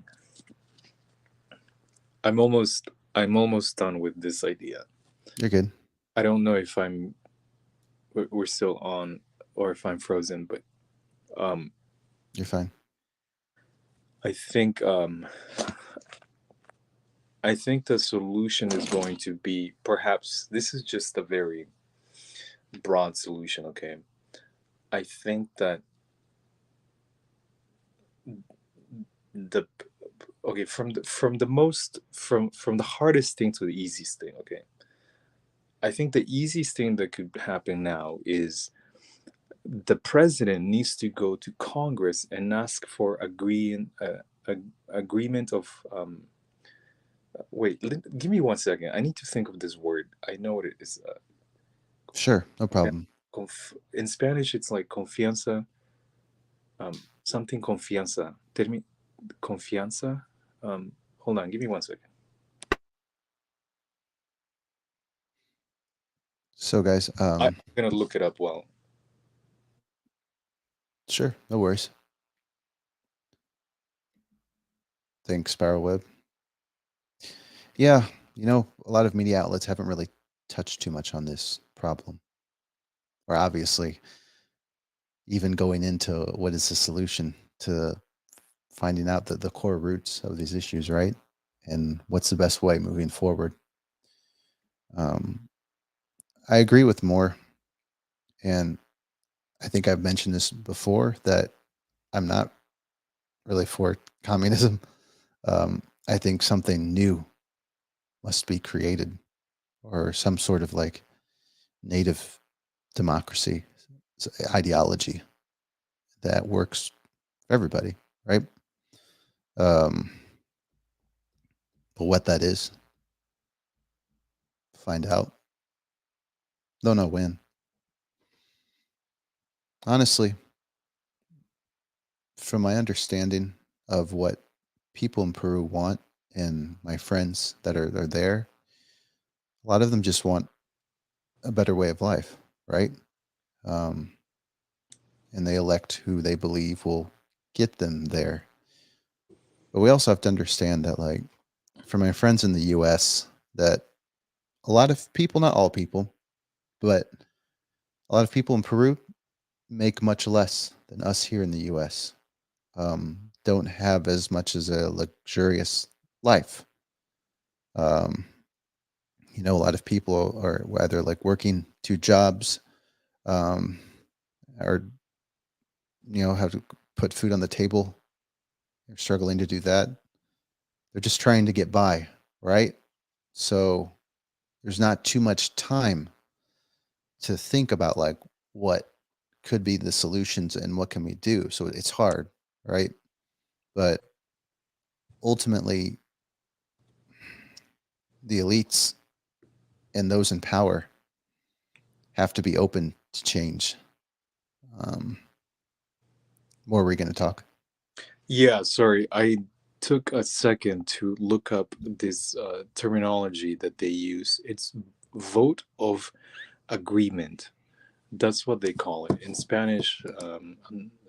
Trust, vote of trust. Okay, so according to the Constitution, if you don't mind me kind of going from this direction, according to the Constitution, the executive branch is able to go to Congress and ask for a vote of agreement two times, actually multiple times. But if Congress shuts them down two times, the executive branch has, constitutionally speaking, the ability to shut down Congress. Now, Pedro, he kind of messed up a little bit because he did do it one time. Okay, he sent out his prime minister, Aníbal, I believe it's his name. He sent him out and asked for a vote of agreement. They did not give it to him, so that was strike one. Had Pedro sent him out again and asked for a vote of agreement again, and had they rejected him, then Pedro would have had a legal constitutional way of shutting down Congress. But he didn't do that. He took forever. And right when they were voting for his vacancy, I think he ended up like trying to shut them down. But I didn't see the video, and I didn't see how, like, what reasons did he give. And that goes to show you that the media plays a huge part, because will you find a bunch of videos on how why he's a bad guy, a bunch of them, but like, do you find really exact information? Is really hard to find because the media plays a huge part in how they portray him, right? To this day, I have no idea how the fuck was he considered to be a. They were accusing him. They tried to vacate him several times, just like you were saying. They were accusing him of being a traitor to the nation, saying something like he wanted to give land or wanted to give something to Bolivia. I think, like, broadly speaking, that's what was happening. And because of that, they were trying to vacate him, and they couldn't, and they couldn't, and all the way to just a random vacate that all they need is just a simple 80 something votes. That's all it comes down to for these congressmen and congresswomen. And so so what I'm trying to say, it's really hard to determine why exactly they vacated him, uh and what, it wasn't even clear so quickly. Like, you can tell there's an agenda. They're doing it so quickly and so, without like analyzing it, without looking at what's really happening. So that's what happened with him. What I'm trying to say is this: that if there's an easy way to end this, would be for, since Dina is the new president, and since her cabinet is new, she needs to send out her prime minister to Congress and ask for a vote of agreement. If they disagree, that's okay. That's strike one. She needs to send out her person again, the president of ministers again, and have them ask for a vote of agreement. If the vote of agreement is not given to her cabinet a second time, she can then go ahead and shut down Congress, which is what people want. This is what they want, because Congress doesn't represent them. They represent themselves, and they represent their interests of whatever company or private organization that is bribing them. That's who they represent, not the interest in everything about the country, right? Because in addition, they don't have this like sort of unifying notion of the country by itself. So so that's a whole that's a whole thing. So that's the immediate solution, right? Seek vote of agreement from Congress. They will for sure deny it, and use that as a way to shut them down. You shut it down. You ask, you promulgate new elections of congressmen. Now the new Congress, when they come, they are going to be able to vote the president out of, and that's what happened. See, this is what I'm telling you. It's a fucking loop. That's what Vizcarra did in 2019. He shut down Congress. When the new Congress came in, they vacated him immediately as a reaction of him having done um, such an act against Congress. So vacating Vizcarra, that was a reaction to being shut down previously. Was it a genuine concern that Vizcarra wasn't doing a great job? Sure. Again, the rhetoric. They love using rhetoric that you would agree with. Like, let's better the country. Why move so hastily when we can do this right? Let's guarantee a country that has the future of the best interest for the future of our next generation. Of course, we're gonna agree with that. Nobody's gonna say no, right? But they use this rhetoric to to have you believe them, when in reality they don't follow through any of those things that they say. So there's like no reason to trust to place your trust heavily on Congress. So it's up to the people, and that's what we have been seeing so far. The constitutional tribune ain't doing shit. Like, are they doing their job? No, they're not. They're not, because the Congress people voted them into that position, and they represent. They have ties. They have quid pro quo going on with congressmen and with other parts of the government, and they're not going to question them. They're not going to. Do you think that they're going to call out Olachea and Arauz 3 years later and ask them, give us an account of what the hell were you up to and what were you thinking about when you were already shut down and you tried to vacate a president and try to put a different president for 6 hours? Like, it's insane. And up to 2023, Congress has not done it. Like, they haven't called them out. So finally, um, Marcus, I want to say the solutions. I know I took forever, and I keep saying I want to say the solutions. No, I enjoyed hearing you talk. Thanks. Okay, I think once. Thank you so much as well. I think one solution could be that the immediate solution is that asking for a vote of confidence or vote of agreement. Not getting it, you shut them down. But I kind of give this analogy, like, think of a leaking pipe, right? The pipe is going to be leaking because it's very, very old, and you can patch like this specific part. Then another part starts leaking, and you can patch it too, and you can patch like all these different parts of this pipeline that is not working, of this irrigation system that is not working. Fundamentally, what you need to do is replace the whole pipe system in order to irrigate your crop evenly to everybody. And that's a metaphor for what's happening in Peru. You can fix a lot of these little things here and there, kind of like a pipe, right? But fundamentally, it's not working for everybody. What you need to do is replace the whole thing. And this is what I'm saying, that the government that you put in place, the consciousness of that government has to be one and the same as the people that live it, as the people that that live in that land, and they need to be represented.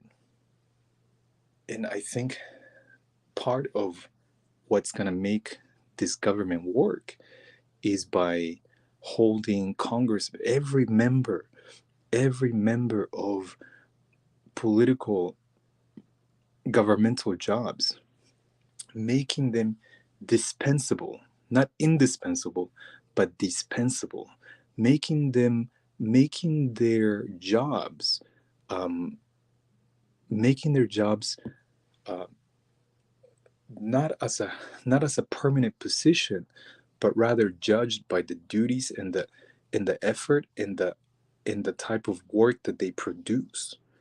So some sort of evaluation, a monthly, annually evaluation of their jobs to ensure that they're doing what they're supposed to be doing and addressing the issues that they're supposed to be addressing. These people think that because they are placed by vote, that they are somehow a monarch for 2 years, and they don't, like, you voted me, and now like, I have this permanent position, and I can do whatever the fuck I want to do, and I don't have to even represent you anymore. Like, they have this misconception of what they're supposed to be doing. So I think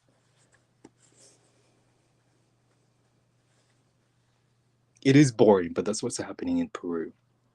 Um, so and it's boring, right? Because that's what it's real. This is what's really happening in Peru, and this is the only way that, not the only way, but this is one of the ways that people need to talk about. It might be boring to you, but I when didn't we find are it boring. able to analyze topics like this, we can really identify a solution instead of sort of like roaming around it or like pretending like we know what we're talking about.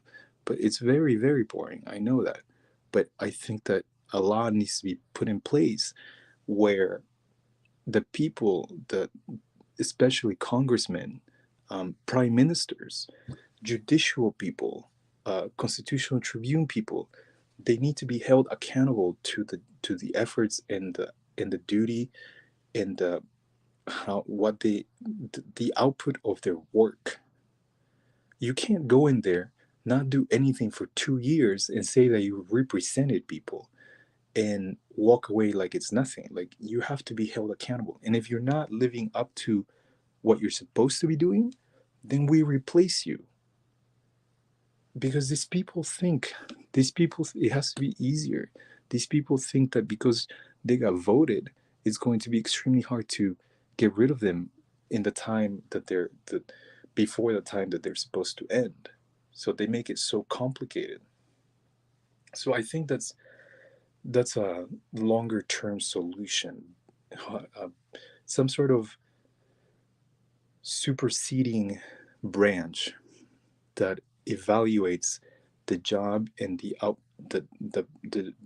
output, their work output that they produce. Somebody needs to evaluate them. These people have gone through a huge amount of time being pretending like they're kings and queens for 2 years. And somebody needs to hold them accountable for what they do, especially Olechea and Arauz, who have been so gone under the radar, pretending like nobody's gonna remember them and what they've done on September 30th, 2019, which is not that long ago. Finally, okay, two more things. Um, oh, thank you, Thomas, Oklahoma. Um, I think article from the Constitution, from the Peruvian Constitution, Articles 188 to 199 are going to be extremely important in order to find a permanent solution, a solution that does this job of creating a consciousness, a government consciousness that is identical to the people that live in it. Um, I think these articles are going to be fundamental in creating this because let me pull it up really fast. Okay, I'm going to try to show you which ones do I mean. I like what you said more so far, holding our politicians, well, not mine, but politicians more accountable. Yeah, they think they're Because monarchs, dude. yeah, they've had that feeling forever since Peru's independence, right? They think they Okay, can do what they want. Hmm. look what I think this article is going to help you, is going to help you create a democratic solution to this such deep problem. It says Article 90, 190, it says regions are created on the basis of contiguous areas with historical, cultural, administrative, and economic relations, thus comprising sustainable geoeconomic unities. The, re, the regionalization process, okay, when you regionalize a, a, a geography or a piece of land. This is the process. The regionalization process shall begin by electing governments in the current departments in the constitutional province of Callao. These are regional governments. Listen to this. Two or more contiguous departments may become a region by conducting a referendum in accordance with the law. Likewise, two or more contiguous provinces and districts may change their regional constituency by following the same procedures. Additionally, authorities, faculties, as well as special incentives given to these newly formed regions shall be determined by law. While the integration process is underway, two or more regional governments may create a coordinating mechanism between them. The relevant law will regulate these mechanisms. That's crazy how that's in the Constitution. So what hold on, I want to read what people are saying. Well, it wasn't a cake. Well, good info. Oh, Daniel is saying good info. Um, Thank you. what this allows you to do is reorganize regions and departments so that power can be divided, equally divided around the nation. Power right now is only in the coast, while the people in the jungle do not have a standard of living, nor do they have a dignified life. The people of the Andes, a lot of them in the valleys, they're doing great, but there are a lot of people in really rural conditions that don't have education, that don't have roads, that they don't have accessibility to medicine, and a lot of miseducation of a lot of things and undereducation. And the power is held mostly in this centralized region of Lima. This power needs to be distributed for everybody so we can regulate ourselves and create a standard of living where everybody is united from the richest to the poorest, from actors to farm workers. They need to have some sort of unity of ideology. And I think that's going to happen when we are able to distribute power equally to other regions. If we're able to create regions that become states, maybe we can distribute the, the power to those states so they can regulate another state or they can regulate themselves. But that's going to be like a very huge type of solution, right? The most immediate one is shutting down Congress by asking a vote of agreement. The long-term solution is going to be creating a government, a democracy, agreeing on a democracy that works for the people, based on a feeling of the people. Like a feeling has to be the underlining, the embedded foundation of this democracy, a feeling of ending corruption, a feeling of equality, a feeling of a better future for everybody, a feeling for kindness of nature too. Because Peru is so diverse, it's not like the United States where it's a little bit different, but like Peru has a lot of wildlife, and we need to be able to take care of that too, especially in the jungles and other parts of the Andes, in the coast too. Like the coast is crazy. We have penguins in the coast, from deserts to jungles to lakes to mountains to snow. Like we have Peru Got is everything. so diverse, dude. It's crazy how Yeah, diverse Peru is. So we need to be able to like unite all of us under a common belief that life should be better than that. I agree. Um, really Finally, thankful for. Oh oh no, sorry. no, you're good. More, I liked hearing you talk. So I appreciate you all that Okay. you shared. I had a question, Okay. and maybe I Okay. try to be devil's advocate here. And that is like you and I are both somewhat aware of like the shining path, right? And I hope I didn't freeze. More, are you there? Yes, I'm here. I'm here. Okay, cool, cool. Um, and there's certain people that I meet that like maybe have like communist ideologies, and you said you're not really for communism. You don't feel like that would work, and I'm not really for communism either.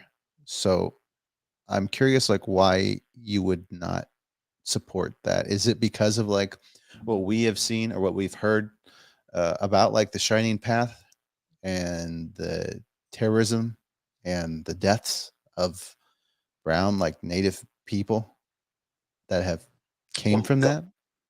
If you feel comfortable sharing it, of course. Oh geez. Uh If you don't or you want to like pass, that's cool. Don't no, worry about it. I want to find the right objective way to talk about it, because I don't want like footage to come back 20 years from now, and somebody like, hey, look what he said about terrorism or something, you know. I promise I'm not that popular. No But one's gonna find my channel. it's gonna be in the internet and forever and ever, you know, the internet's like that. Um I think that um terrorism is bad. We can all agree on that, right? Terrorism is bad. Objectively speaking, extirpating lives for no for an ideology is bad. Nobody should go through that. Nobody should advocate that. Um, but but the, and we also need to be careful distinguishing the true cause and the infiltrated causes that may be behind a sort of movement, right? Traditionally, I think the way that I see terrorism, it's religious, because I lived in the United States all my life. The terrorist acts that I've seen happening are religious, such as the Muslims wanting to bring down this way of living that, right? Is that what it is? Criticizing the way that we value material things and individuality here in the United States, right? Muslims coming into, whoa, I shouldn't say that. Particular groups from a Muslim community Muslim have extremist, have acted against uh, the Islamic. United States.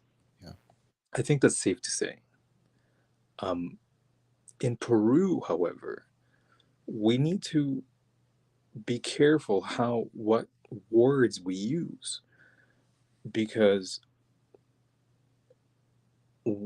a lot of what's happening behind this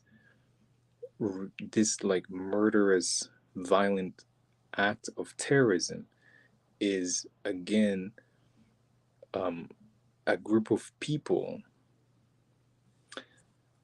mm, Maybe I don't know if I want to go that far, but there's a group of people there is a group of people who know that for generations upon generations they have been overlooked. These people go out into the streets and protest peacefully. Other people may feel the same way, but they do it in a different manner that ends up being costing the life of other people.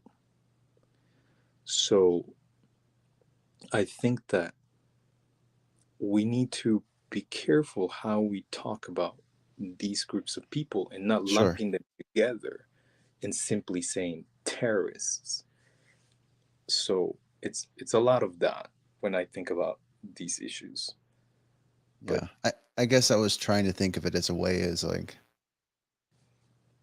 let's say we're in Peru and we are the leaders of this new change. But, well, no, not but. There's a lot of people on board, but we're aware of people in certain political groups, and there's quite a lot of people in the shining path, right? I And idea. oh, I Okay, don't well, follow that. it's okay. No, no, I I'm just saying, like, sorry.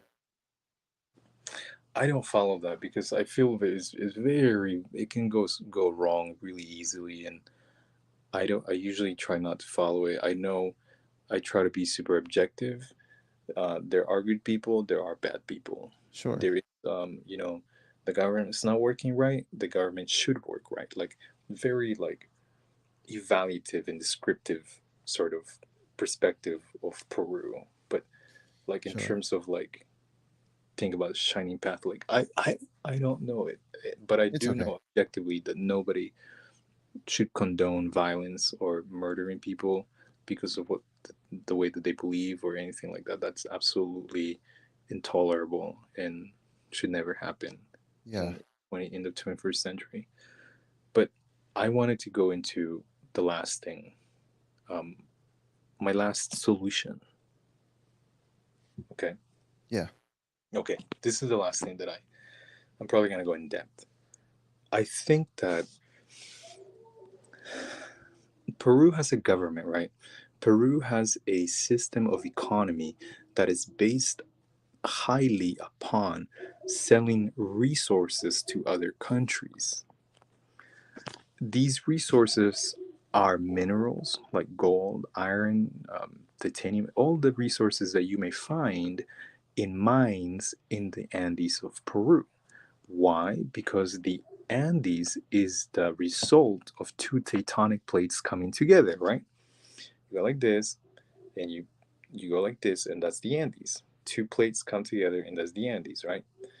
Now, when this happens, when this process happens, there are a lot of minerals that are underground that get pushed to the top.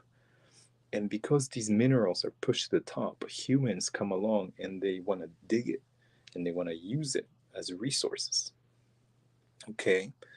Peruvian economy is highly based upon extracting these minerals and shipping them to different countries for their value.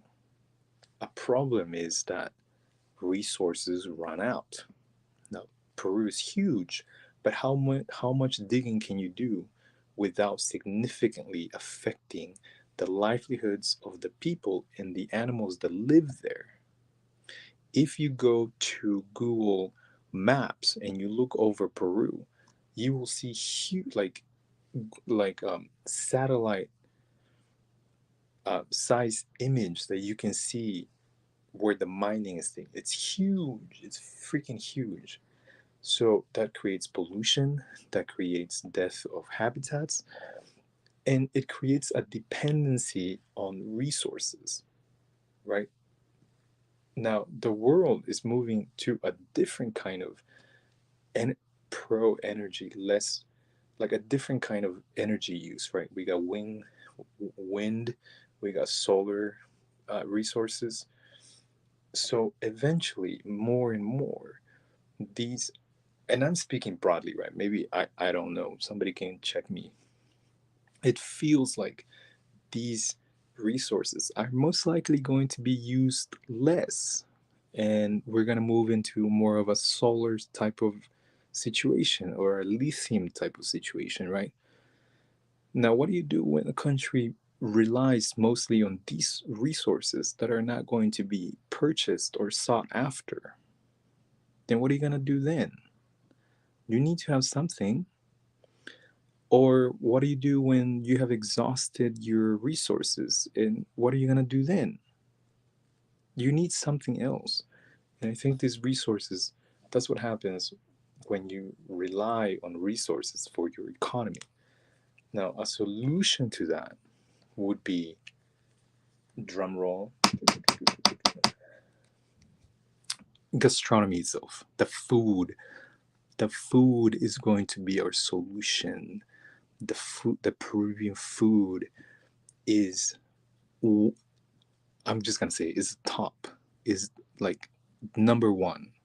Arguably speaking, is number one. I'm sorry, no shade to all the other indigenous people in the chat, but Peruvian food is number one. Peruvian food goes head to head with first world countries such as Japan, Italy, France, and all these very renowned countries for their gastronomy.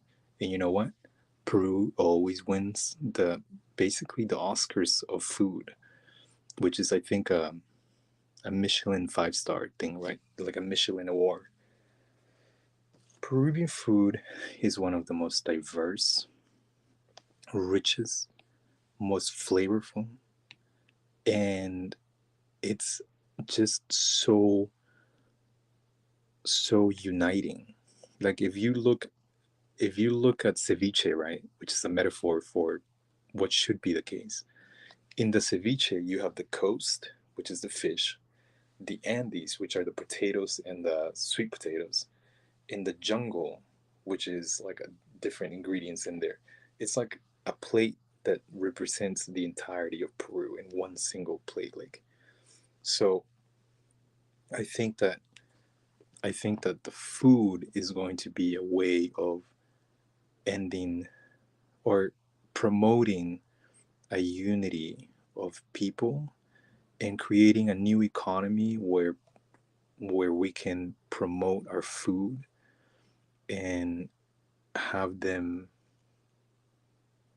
expand beyond the country into different countries around the world and become providers um, of many more ingredients that Peru has to offer, but we don't export it today. Like, have you heard of the golden berry? It's Yeah. like this really sweet and sour berry in a cocoon almost, and like it's really really good. Um, and Peru has so many other like fruits that they just don't get here. But I think that the when the government is able to rely on different things other than the exploitation of touristic places like Machu Picchu, for example, I personally think Machu Picchu should be some sort of it should be used again. It should not be just laying there for like people to be viewing it like an ancient relic of whatever used to be. I think it should be used again. I think that we need to make it beautiful and install some sort of, I don't know, university or something in Machu Picchu to be a symbolic representation that the consciousness of the Peruvian person is still ongoing. When you treat these places like remnants, then you have this pretended idea that somehow they're in the past, when in reality, we're still here living our lives.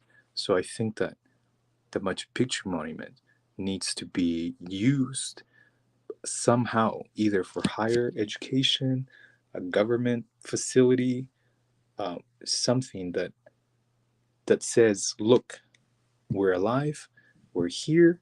It's a continuation. Things have not ended. We're the same people as we were, and here we are using our monuments the way that they're supposed to be used."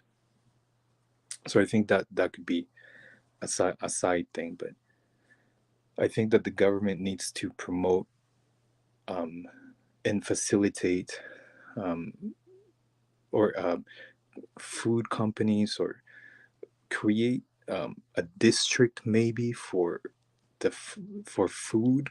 Maybe use the central historical plaza as a scene for food.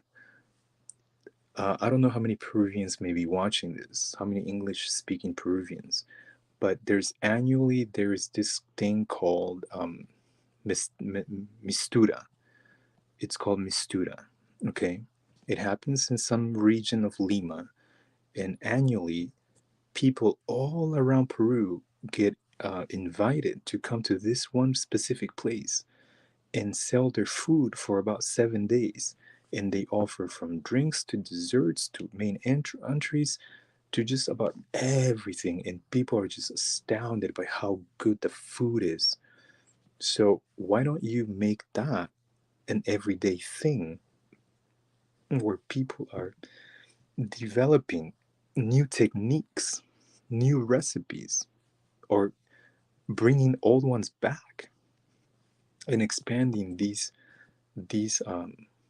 these people, these business owners all over the country and outside of the country, and create um, in a form of income by promoting gastronomy and expanding it beyond supranational, if you know what I mean. I think that could be a good way to like solve things in Peru. So turn Peru essentially into the 21st century breadbasket of the world.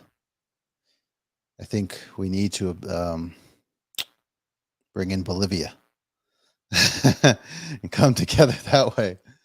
Um, I like what you said more. I think that's a really good solution, honestly.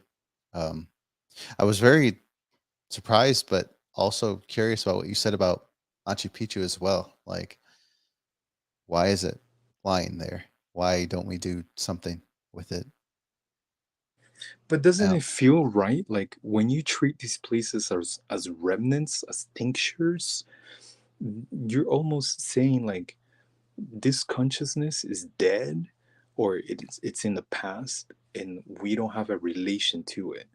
But when you're using monuments, because it's usable, they're not statues. They're literal rooms and hallways that you can use with enough investment, I think, and you use it in you, I don't know, create a university or some sort of governmental job or something. What you're saying is the consciousness of the people, the consciousness of that land, the consciousness of these people that have been around for a while, still alive, and we're still here, and we are this thing. You know what I mean? I don't know. It sounds kind of romantic, but it feels like it makes sense. I think it makes sense. I mean, I would be curious to see what other Peruvians might think, but I feel that it would benefit people. It would create more jobs and opportunities for employment as well. I'm also thinking more about like the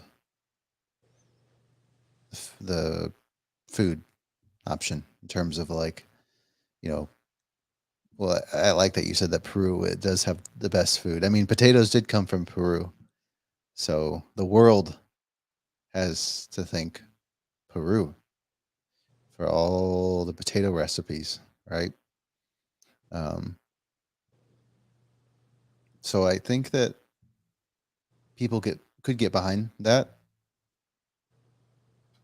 It would just be that like the geography of Peru is, as we said, like quite diverse. And so, where would you say in Peru would be the best place to start this? Like, Oh my God, that's crazy that you would ask that. In well, my geography isn't that good to know, so I'm just like curious because There are three main places. No, yeah, three main places.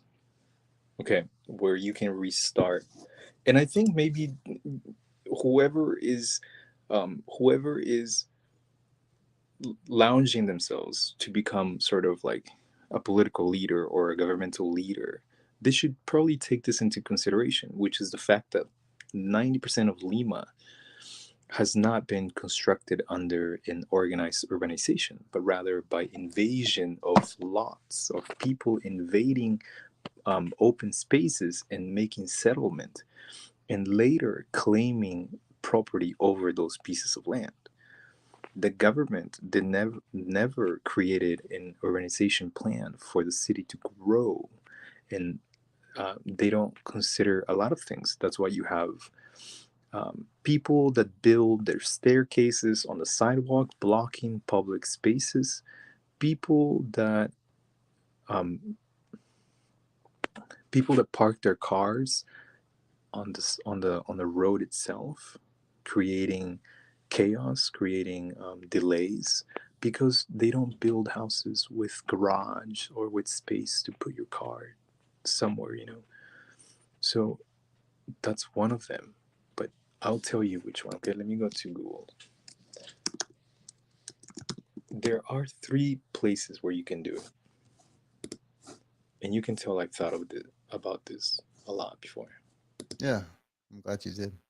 I mean, heck, Brazil and Argentina, I think even Uruguay have so much space open for beef and their I want to cows. So, huh? I want to say Dexter. He said lots of European oldest buildings are still used. It makes sense. That's cool. Then Daniel said some groups do have ecotourism on their autonomous territories without changing or harming their territories, not private and national government tourist resorts with enormous pools gambling. That's nice. Okay, here we go. The places where I think would be places to start anew are the following. Between Pura and Chiclayo, there is this huge piece of land that is flat or almost flat, and it's unused. Maybe it's being used for agriculture, but it's huge. It's between Pura and Chiclayo, which is closest to Ecuador. I'm looking at the map right now. I'm on the map here. Oh, here you go. Can you make it the other one, the landscape? Not that one. There you go, that one. Okay, you see? Okay, there you go. Would you zoom in on that a little bit? You see that huge, vast land unused? Right here. I think this could be Oh, here. that and go down a little bit. Yeah, all of that. That's one. There's nothing. That's huge. Perfect. It's huge and it's flat, and that's the problem of one of the major problems of Peru. The geography is so treacherous that it creates distance between people. So the geography itself is not in our is it's sometimes it can be a barrier or a struggle. I'm not trying to undermine or belittle the geography, but it can be challenging at times. Okay, you ready for the next one? Yeah, sorry, I did not Next mean that. one is going to be all of the coast between Tacna all the way to Arequipa. All of that is flat and coastal. So that's almost like when you go to Chile.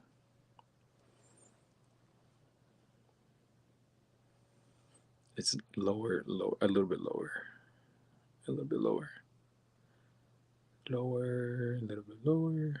Keep Oh, going. That's gotta go a little Lima. bit lower. Hold on, sorry. Yeah. Oh, okay. You see the Yeah, huge strip of land. That all of that, here. all of even lower than that, a little bit lower than that. Looks hilly, sort of. Rocky. It's it's flat, which is what we're looking for. Flat land to construct straight roads that can connect us faster, so that Okay. it won't feel like you're going to a different country just by going somewhere from Lima to Cusco or something like that. Which, if you ride the bus today, it's gonna take you 24 hours to travel from Lima to Cusco, which is insane to travel 24 hours within a tiny country like Peru. Well, it's Yeah. not that, but I mean, it could be faster if things were directly connected to each other. Are you ready for the third one? Yes. Okay, the third one, you have to go to Lake Titicaca. I know that. This is going to be the most flat land in the Andes. You see above, you see, keep zooming in where, go left, or, yeah. You see all that? Okay, keep going, a little bit more left, a little bit more left. Okay, now go up, A little bit. There you go. A little bit down. Sorry, this feel a little bit down. A little bit more. Okay, you see all that on the right side of the screen. All of that is flat land. That is the flattest piece of land in the Andes. Wow, it is flat. We need that. We need flat land. Flat land connects us faster, while hills and mountains separate us a little bit more. All of that needs to be used. Yeah, it's a lot. Wow, I agree. It's all empty, just kind of hanging out. And Now, it's it's not that big, but we're in the if you go to if you go to Huancayo and Conception, the valley is pretty flat, and there are some mountains that at the mountaintop you can it's pretty flat, so you can use that too. Are you in Huancayo? yeah, I am. I think this is it right here. Kyle Plaza Mm, de. I'm not sure if that's it. Oh, Can you zoom out? Oh, crap. Can you zoom out? Yeah, I don't think that's it. okay. That's not Huancayo. You can type in your in Is this it? where you search on the icon where you search for things. You can like search it. It'll take you there. It's gonna be Huay.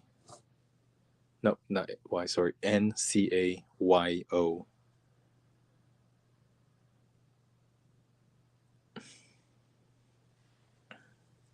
Okay, if you zoom out a little bit, there's a strip. Oh, there's actually more flatland. If you go up, that's that valley. Like zoom in a little bit on that valley. All of that is pretty flat and it's pretty extensive. So that could also be a way of. I think eh, I think you may have dropped on the mountain. No, right here. Those two roads, like if you yeah, if you drop there, that valley is pretty flat.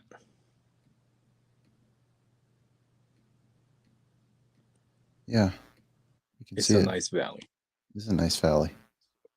Now, if you keep going there, you keep going all the way to Lake um, Baca and all the way to the actual Lake Junin.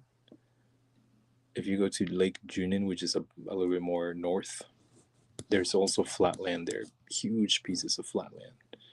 And I think that that could be a good way, a good place to. You see, oh my Hmm. God, that looks beautiful. You see how extensive and flat that is. It does look very flat. Wow. So Yeah, there's so much too. I think that I think that if they are going to reorder things, they should definitely take place in a flat terrain so that you can create roads that are wide,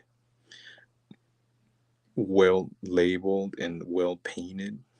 You can create spaces for parks and spaces for industrial spaces, business spaces, urbanization spaces that you can create well organized and developed with a blueprint for irrigation, for what do you call that, the sewer system.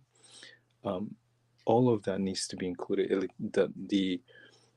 The electricity, how you distribute electricity, also needs to be included there, because for all my Peruvians that are watching or that have been to Peru or have seen Peru, you will find in Peru buildings that are near this bundles of wire and electricity just hanging there, like just a huge, like what do you call that, a jungle, a mess of just a bunch of wires happening. And sometimes they're so low to the ground or close to the ground that people can actually touch it, or so it's very dangerous. Sometimes they're so bad that they're literally outside your window. So if you open your window, you can end up like hitting those high voltage wiring that they have for electricity. Now, does the this is what I'm talking about. Does Congress do anything about that? They like when is Congress going to say, "Hey, uh, the whatever version of PG&E they may have right here"? Oh, wait, this is the California thing. What do they have in Illinois? In terms of Like who takes care of like the electricity and all the things like that? Ameren, the Okay, have power you ever plant? heard of PG&E? No, I So haven't. PG&E is like a monopoly basically here in California, and they take care of like gas and electricity and everything. And whatever version they have of that in Peru, Congress has never sought them out and said, "Hey, you guys need to make it so that these kinds of structures cannot you cannot just have a bunch of wires out like this, stripped from their sheath or whatever you want to call it. Like you can't have that. That's insane. Yeah. Not only that, but Congress needs to call out other um, parts of the government, like counties or like cities and towns or like municipalities, and ask for accountability of building building roads that are deteriorating quickly, because what ends up happening is the prime minister or the ministers, they give money to a region. The region extracts a little bit of it, then they give the money to the municipality. The municipality takes a little bit of it, and they give the rest to distribute among other things. And the most minimal amount is what they will spend for an actual project, like a road, for example. They use very little money. That the quality of the materials that they use is so bad, and the road ends up eroding like a year or 2 years into its use. You get like this huge erosion of the road because shitty um, parts, or what was he talking about? Shitty things have been used to construct those roads. So you see that all the time in Peru, and I think it might be similar in Mexico. So like when they inaugurate, right, you see beautiful, like well paved roads, of course, because it's new. But give it a couple years, and that will erode immediately because the materials that they use is shitty. Because it's kind of like a cake, it's kind of like a pizza, right? The money that they give for for projects, it's kind of like a pizza. Like the minister will say, okay, here's let's say $1,000. Then the governor will take 5,000. Then the regional will take another 5,000 and pocket it. Then the municipality is going to take another 5,000, and another 5,000, and for different things. And so you end up with what, $10,000 left, and you're seeking to build a road that is supposed to hold. But of course, you're not going to build a good road because it's shitty as fuck. The materials suck. So what I'm what I'm trying to say is there's corruption not only in the legislative branch but also in the executive branch and in the judicial branch. The corruptions are a little bit different because the duties and prerogatives of each branch is different. So the corruption is going to be a little bit different, but nevertheless, they're corrupted, and the the country feels stagnant, feels like nothing changes, and there is very little dignity of life, very little opportunity for equal for education and wages. It's just things are just a little bit more challenging. Yeah, I agree with you. I think I noticed that too, when I was in Peru, looking at the types of roads, and some were like pretty much falling apart, right? Um, it's always interesting, like the way at least I was always like taught is how to tell if a country is like developed. Like the number one thing to look for is its roads, right? Because if you don't have roads and you can't transport materials, or if the roads are bad, then you won't be able to transport a lot. So at least that's kind of how I have this sort of like pyramid in my head on like what's the number one thing like to look for on top, and it's like always like, yeah, roads. Um, so I like the fact that Peru is so diverse and there is a lot of flatlands. I think a lot of people aren't aware of, and that could be used, right? It makes me wonder though, like, well, haven't enough people thought of this, and like politicians and whatnot? But I guess many of them Do you are think that's only. interesting to think about? Yeah, definitely. It is interesting. I'm glad you thought of that more. I think some people need to take note if we got Peruvian officials watching this video. Man, wouldn't that be amazing if somehow, some way, these people um kind of like just go a different route, different narrative, man. Like things have feels like on a feels like they're on a loop like a groundhog loop where things happen again and again, and you're like, oh crap, things are happening again, and there's no Yeah, change whatsoever. like a little hamster on a wheel, right? Yeah, it's crazy. Yeah, but I think that things will change for the better eventually. I like to believe so, you know? Well, it But has to change. I mean, gosh, we are in 2023 and superpowers are being born, and the more we fall back, the more we stay behind. right? God It's time to knows rise. what's going to happen of us. Like, what if I don't know, some huge country decides to take over the world, and who's going to defend us? Are we going to defend ourselves? Do we have the necessary military um, I don't know, development, or troops or whatever that we need to defend ourselves? What happens if Chile, let's say, would say, "Hey, I want to." Ooh, sorry about that. What if Chile Okay. wants to say, like, "I want to take over Peru"? Do we have the necessary military, uh, you know, Weapons and machine defense. Yeah. defense to keep ourselves from invaders? I have no idea. It's really hard. And now that we're going into Mars, right? Some people, the United States has SpaceX.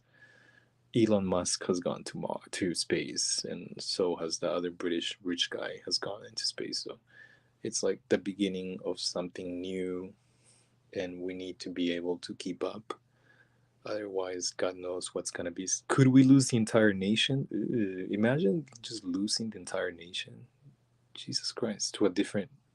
Like, what if they're like, you have no idea how to run a country, so we're just gonna take over. Like, imagine that would. Scary. Yeah. Yeah. So gotta move forward, think of better ideas, and it'll come. But yeah, How do, more. Sorry. how do you feel being Peruvian by blood, My blood, my birth. and It's seeing these things happen across the continent? Like, how does that make you feel? unfortunate to watch, you know. Um, After learning more about Peru's history, like you would think that the leaders would learn their lessons and make life better for its people. But honestly, it just feels like politicians are more concerned with lining their pockets and seeing how much they get paid, and always painting anything new as the communist boogeyman. I feel. Uh, I mean, as in new, as in any sort of change whatsoever, right? Because the people in charge like how things are going because it makes them richer at the expense of the poorer, more rural people in Peru. But I think it's very telling how the media is so aligned, as I said, with these politicians and the elite. And they will go out of their way to almost seem like racist the way they paint people that oppose them. So that shows you that they are getting somewhat worried, right? Like I'm sure what they saw in Colombia with the election of I forgot his name, but he wasn't like a far right politician. He was quite the opposite. I'm sure that scared them, and I'm sure when Castillo got elected, despite Castillo's flaws, that scared them even more. So I don't know if they've these elites that want to keep things the way they are have kind of accepted that the writing's on the wall that things will change and they're doing everything in their power to stop it or not. Maybe they don't, but you can't stop, the people from wanting a better life. And when more people are tired of following this ideology, then yeah, things will change. Rather, if the elite like it or not. So, I think I think if I may, I know we're hitting almost the 3 hours, but oh yeah, um, I think that there are two types of elites in Peru. I think that we can we can persuade one type of elite to be on our side. yeah, I think the two types of elites are the companies, the owners of the huge companies, Peruvian companies, um, that benefit on this type of from a economy that exchanges goods and services. They benefit from that, and it's good. We want that. We don't want communism. So people, and why even mention that, right? That's crazy how you have to mention that in this, when you talk about like Peru stuff and their problems, but they benefit from that, and it's good. We just want more people to benefit. Not only do we want more people to benefit, we want them to benefit and benefit even more. Now, the other type of elite people are, they don't even live there. Those are the foreign companies that set uh, their business in Peru, and companies like road construction companies. For example, they build a road from Huancayo to Lima, and you have to pay a toll whether you like it or not. There's no, well, there is, I think, one, but it takes longer. But when you want to get to Lima, to from Lima to Huancayo, you pay a toll every time to get on it and to get off it. So um, so foreign companies, they go to Peru. I don't know if, well, I don't know if it's every company, but at least the Brazilian one, the Odebrecht, I think it's called Odebrecht, right? Which is not only in Peru, but they also have been corrupting governments in Europe and even in the United States, I believe. They pay the representatives to vote for their company to be the leading company to make to do these projects, right? So we have external foreign companies that have an influence on how how um, how things are going to look.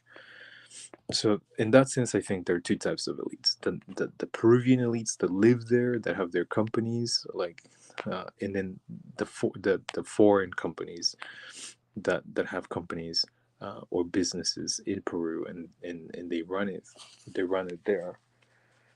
Um, Nevertheless, I think that with the Peruvian companies, I think we can unite with them, especially the media companies. Remember, I think change should not be like exclusive, creating divisiveness and exclusiveness, like trying to disadvantage like Spanish descendant people and advantage white people, like I mean brown people.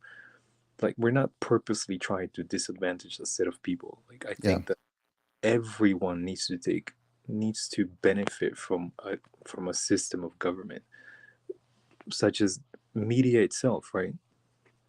You don't think that maybe these channels want to have their own streaming services? You don't think that actors want to have more jobs?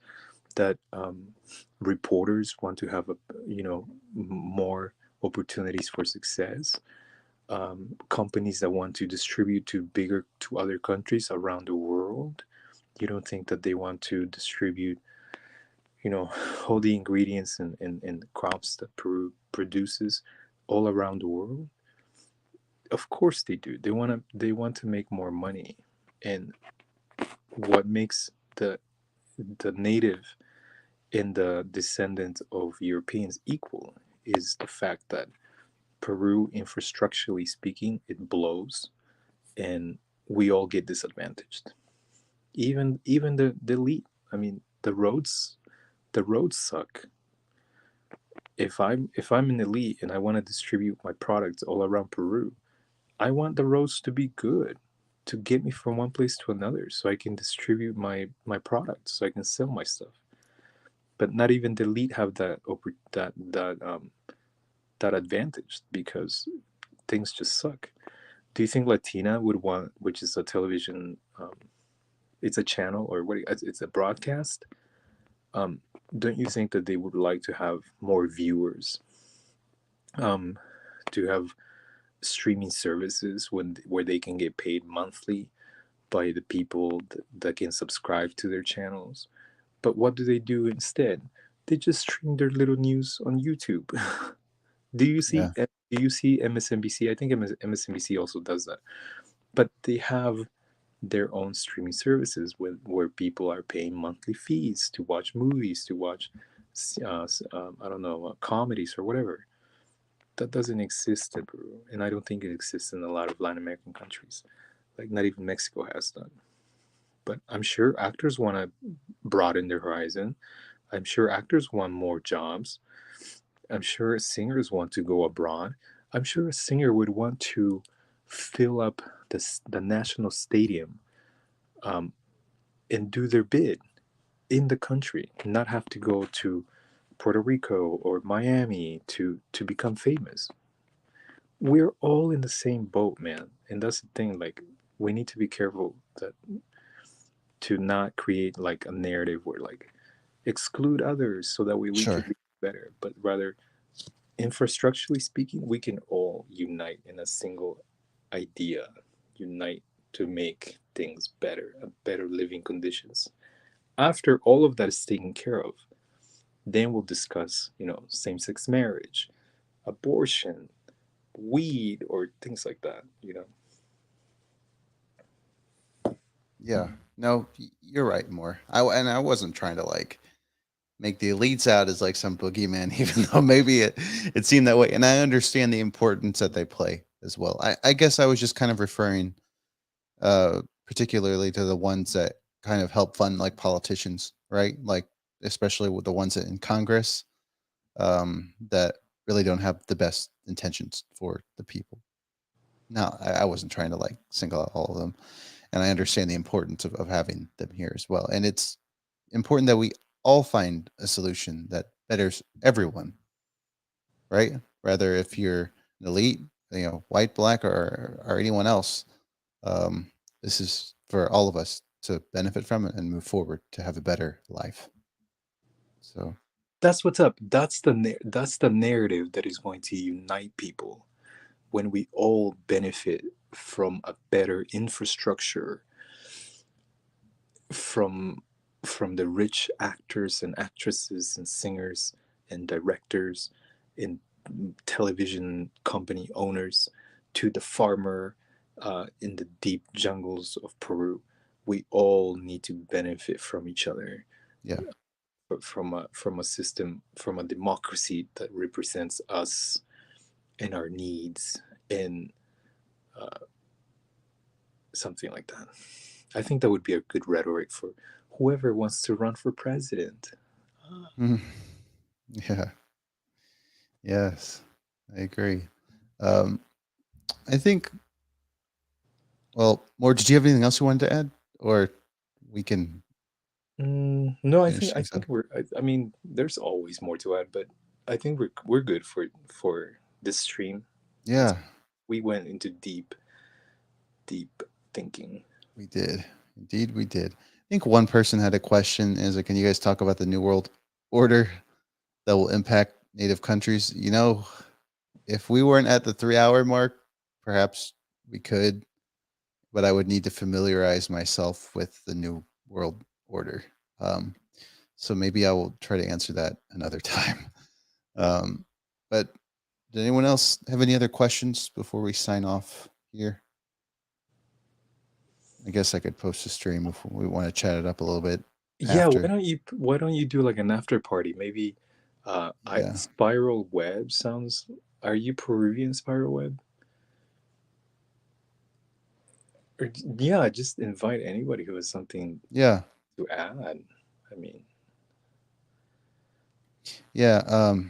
We'll just do that. So if anyone wants to like talk after this recording's over, feel free to hop on the after party, the IP after party. But yeah, guys, thanks for listening and wanting to be a part of this live as the audience.